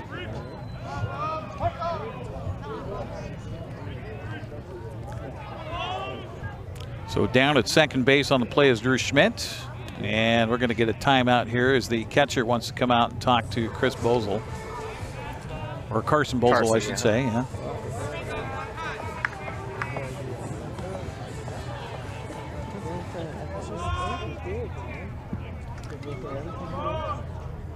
Well, we scored 2 in the last half, so yeah, going to have to still got here. a chance. This pitch is in there for a strike to Joey Rico, who had a big 2-run home run his last plate appearance. He's 2 for 4 tonight with a run and a couple of RBIs. The 0-1 pitch by Bolzel on the way, bounces in. That's going to allow the runner to move up 90 feet again.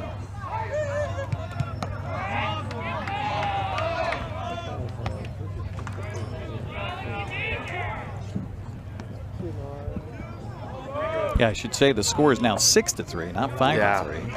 Has 2 runs scored on that error. Yeah, that ball bounced way down the line, which did. Allowed. Pitch here swung on and driven to left and on the run, and near falling down on the play was Croxford, but he does make the catch for the out. But 3 runs come in the frame, so we'll head to the bottom of the 9th. The AppleSox with some work to do, as they now trail it 6-3. That seems to be kind of a theme with this team across the way. We'll come back with the bottom of the 9th coming up next here on the NCWLIFE Channel. Highlander Golf Course and Grill, located in East Wenatchee, offers terrific views and challenging play for golfers at every skill level. From the golf course to the grill, you don't need to be a member to dine in style and play golf too. Highlander's well-groomed fairways and greens keep it difficult, yet friendly for your regular rounds of golf or a new destination for you and your out-of-town friends. Contact the Highlander Pro Shop today to schedule your tee time, outing, or tournament. Open 7 days a week, where everyone is welcome to play and eat. Apple Valley Honda is bringing the future of driving to you. Introducing the all-new, all-electric Honda Prologue EV. Say goodbye to gas stations and hello to a whisper-quiet ride and zero emissions. The wait is over. Finally, a local option for a quality EV from a brand with a track record of exceptional quality and reliability. Experience the Honda Prologue EV for yourself at family-owned Apple Valley Honda. Stay close to home and visit us at Apple Valley Honda today for the life you live. Well, the AppleSox with work to do after a rough top of the ninth inning where they gave up 3 runs. They now trail it 6-3 to the Kamloops NorthPaws as Ethan Thomas, Dylan Knowles, and Kanoa Morisaki due up here in the bottom of the ninth inning for the AppleSox. They have had some late inning success here, scoring a run in the 5th and 2 in the 8th. They're going to have some magic here in the 9th to at least extend this game, as Ethan Thomas will step up 0 for the night so far with a strikeout, a fly out, and a pop out. Yeah, this could be a turning point for us. You know, we find a way to get a magical win here. That would be lovely, because right now they're staring 7 losses in a row in the face. And the first pitch by Julio Garcia is in there for a called strike. 0-1 the count. He's done a good job coming out of the bullpen too. Changed his speeds very well. Yeah. 0-1 the count to Thomas, and the right-hander's delivery is off speed inside for ball 1. Kind of looked like he crossed up his catcher on that, he did. Didn't it? He did. Julio Garcia, big right-hander out there on the mound for the Kamloops NorthPaws. As all the Kamloops NorthPaws in the dugout are on the edge of the fence right now, right in front of him. A well-hit ball to center field, but this is going to be corralled out there by the center fielder, Connor Clark. He just missed that one. 1 down here in the 9th for the AppleSox, brings up Dylan Knowles. Dylan in his debut for the AppleSox is 0 for 2 tonight with a strikeout to fly out. He also walked in the 5th, got as far as third base, but was stranded there. 1 out for the AppleSox, trailing it by 3 here in the bottom of the 9th inning, surrendering 3 runs in the top of the 9th. It's been kind of a theme against Kamloops to give up runs late. Game earlier we broadcast here on the NCWLIFE Channel when Wenatchee got out to a 6-0 lead and saw Kamloops come back and win it in 10 innings. Yeah. Excuse me. 1-0 the count here to Dylan Knowles. And yeah, that was a thing that we had talked about earlier too, is us scoring in multiple innings, and we just haven't been able to do that very often. No, definitely not. Only 4 hits for the AppleSox here tonight. Yeah, the pitching staff from both sides have done a really good job, but Kamloops is. And by the way, 3 of those 4 hits came in the 8th inning. Right. This pitch looked close, but not quite, to Dylan Knowles, so the count goes to 2-1.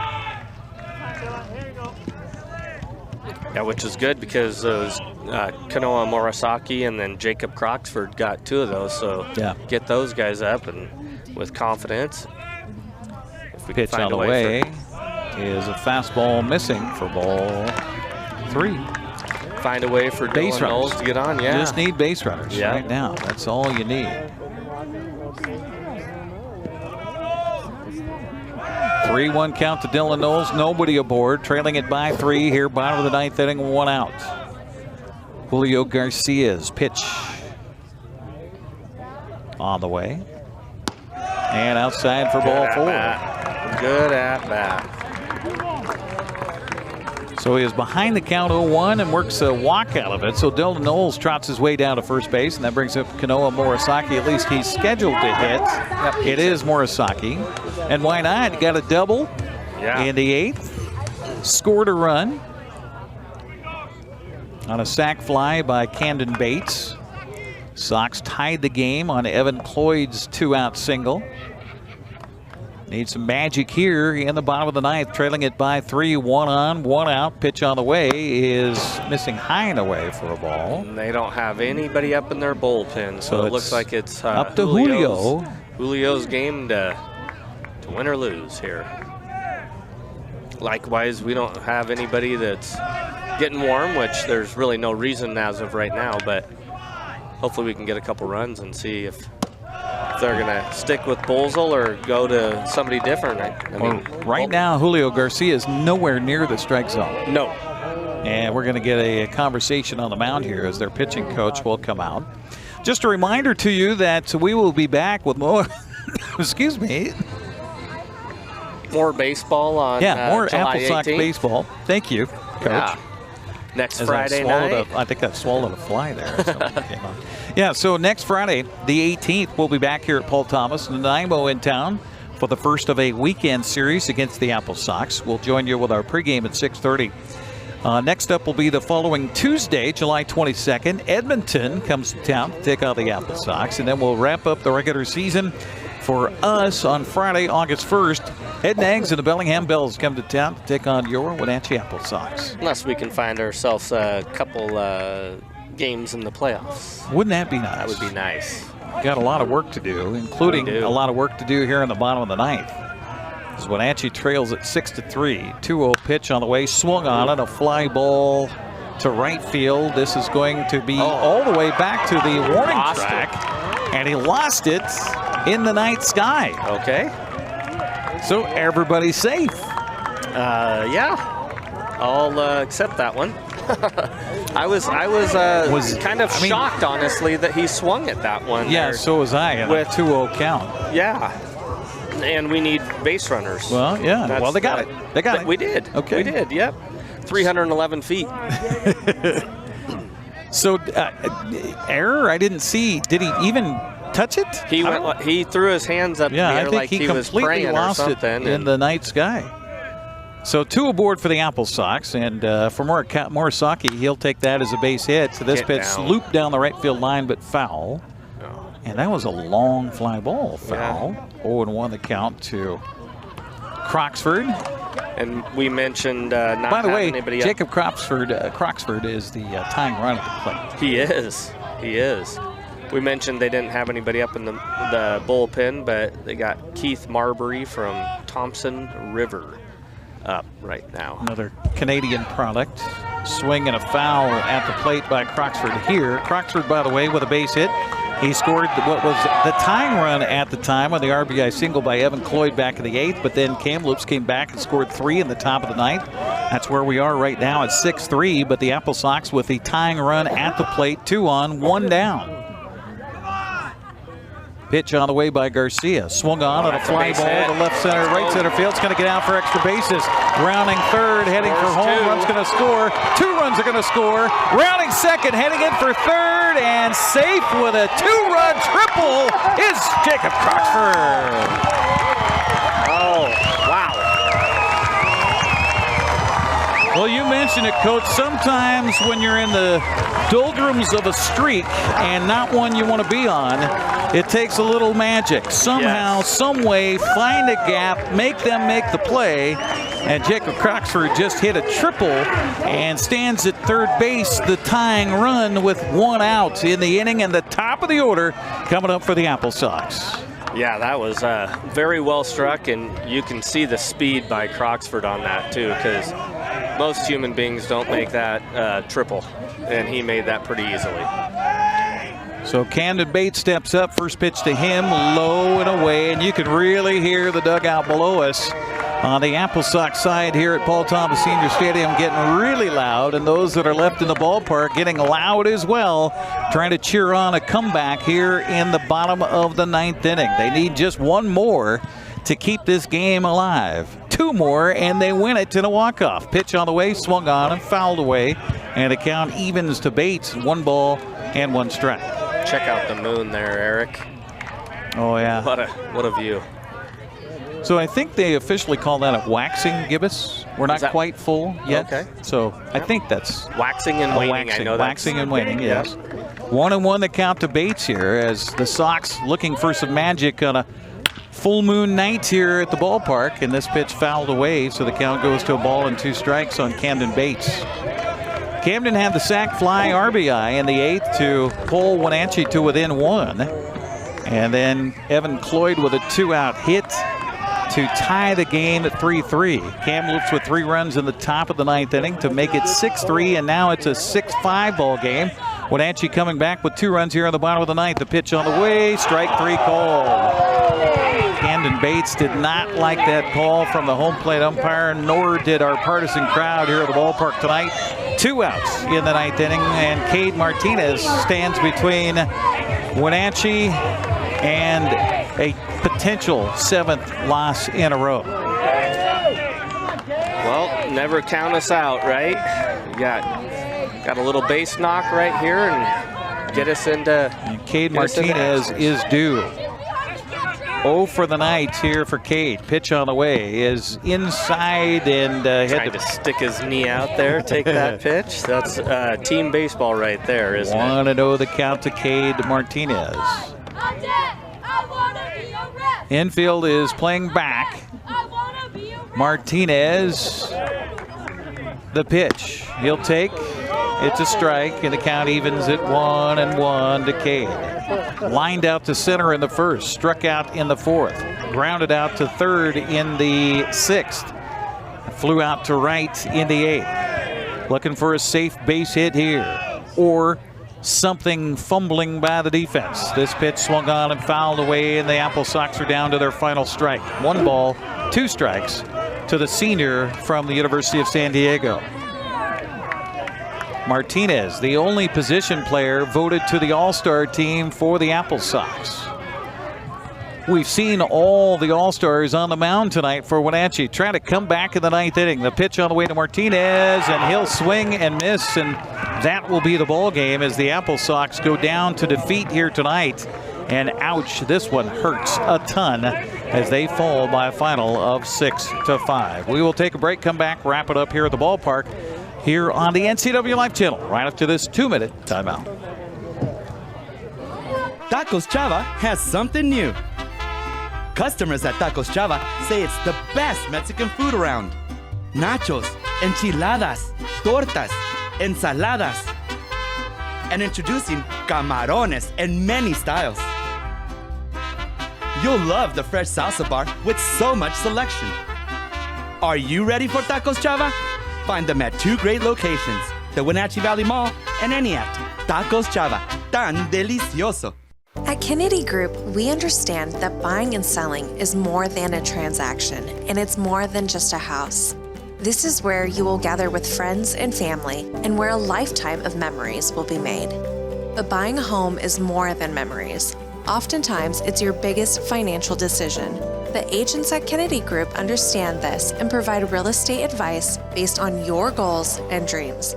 Call us today, and let's find your happy place. Welcome to the summer of good. Good people, good taste, good vibes, and good, well, everything. When you're ready for some old-fashioned good, Abby's is your place. We've been celebrating summers around the P&W for over 60 years. At Abby's, good is a legendary tradition. Holy pepperoni, Abby Man. It's the hometown hero bursting onto the scene this July at a special price, starring classic pepperoni, green peppers, and Italian sausage. 1 bite and wham. Don't miss the summer's biggest blockbuster. The hometown hero has arrived at Abby's. Hey man, how's your arm? Getting better, actually, thanks. Did they give you anything for pain after surgery? Because I think I may have some left over. Nah, that's all right, man. Actually, me and my doctor talked about not sharing prescriptions, and that ibuprofen is a good option for me. The risk of addiction is not worth it. Makes sense. Take the next step. Don't share your prescriptions, and talk to your friends about the dangers of opioids. Well, the AppleSox lose a heartbreaker here tonight to the Kamloops NorthPaws by a final of 6-5. Back and forth ball game as Kamloops scored the first run of the game in the 1st. Wenatchee tied it with a run in the 5th. Kamloops took the lead on the big 2-run home run by Joey Rico in the 8th. Wenatchee came right back in the bottom of the 8th and tied it with 2 runs there, but then allowed 3 runs in the top of the 9th, and they tried but just couldn't quite come back in the bottom of the 9th inning, scoring 2 but leaving the tying run at third base. And boy, this one hurts. 7 losses in a row, Brandon. Yeah, it does. And you could account this or put this towards the AppleSox not playing well, but honestly they played pretty well, other than we had that one error that ended up costing us a couple runs. Kamloops played exceptional defense, and we didn't get many hits tonight, and that was basically the bottom line. Is Kamloops came out and they played exceptionally well. Yeah, so they deserve to win. 6 hits for the AppleSox is it tonight. And we strung them together. By the way, had five of those in the last 2 innings. Yeah. So when you only get 1 hit in the first 7 innings, and it was a dribbler up the first or third baseline, it's going to be tough to win. I do commend us for executing. We had a couple of sacrifice bunts that we ended up putting into play.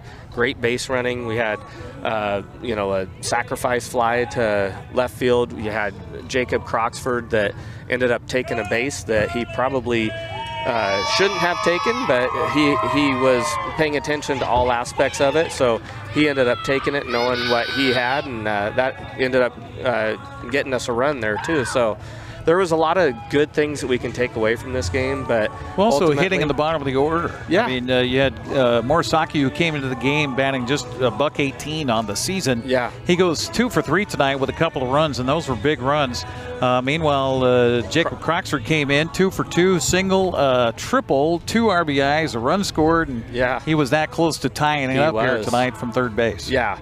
So that's a good thing. Now if we can just get the top half of the lineup going, which they're in the top half of the lineup because there are better hitters. So that they've just got a little bit of a hiccup going on right now, and hopefully we can get out of that. These 2 teams will play again tomorrow night at 6:35, and then again on Thursday at 6:35. So come out to the ballpark and cheer on the AppleSox. Much cooler weather over the next couple of days, in the 80s rather than these near triple digits. That's going to wrap it up for our broadcast here tonight. I want to thank our crew. Our studio producer is Ethan Leonard. Line producers tonight, Tucker Wagner and Malcolm Whitehall. On cameras, Callie Benson, Eli Gintner, and Ginter, I should say, and also our production assistant, Tim Bernowski. For Brandon Schmitten, I'm Eric Granstrom. Again, the final here in Wenatchee. Kamloops comes out on top. They beat the AppleSox 6-5. Have a good night, everybody. The pitch by Busich. Thanks for watching Wenatchee AppleSox Baseball right here on the NCWLIFE Channel. Tonight's broadcast was sponsored by our Platinum supporter, Alpine Air Heating and Cooling. Also by Abby's Pizza, Apple Valley Honda, Biosports Physical Therapy, Caldwell Banker Cascade Real Estate, Global Car Care, Harvest Valley Pest Control, the Highlander Golf Course and Grill, the Kennedy Real Estate Group, Les Schwab, Sangster Motors, Save Mart, Tacos Shava, Together for Youth, Valley Tractor, and Alpine Air Heating and Cooling. This has been a special presentation of NCWLIFE Channel Sports. We now return you to normal programming already in progress. So the AppleSox will advance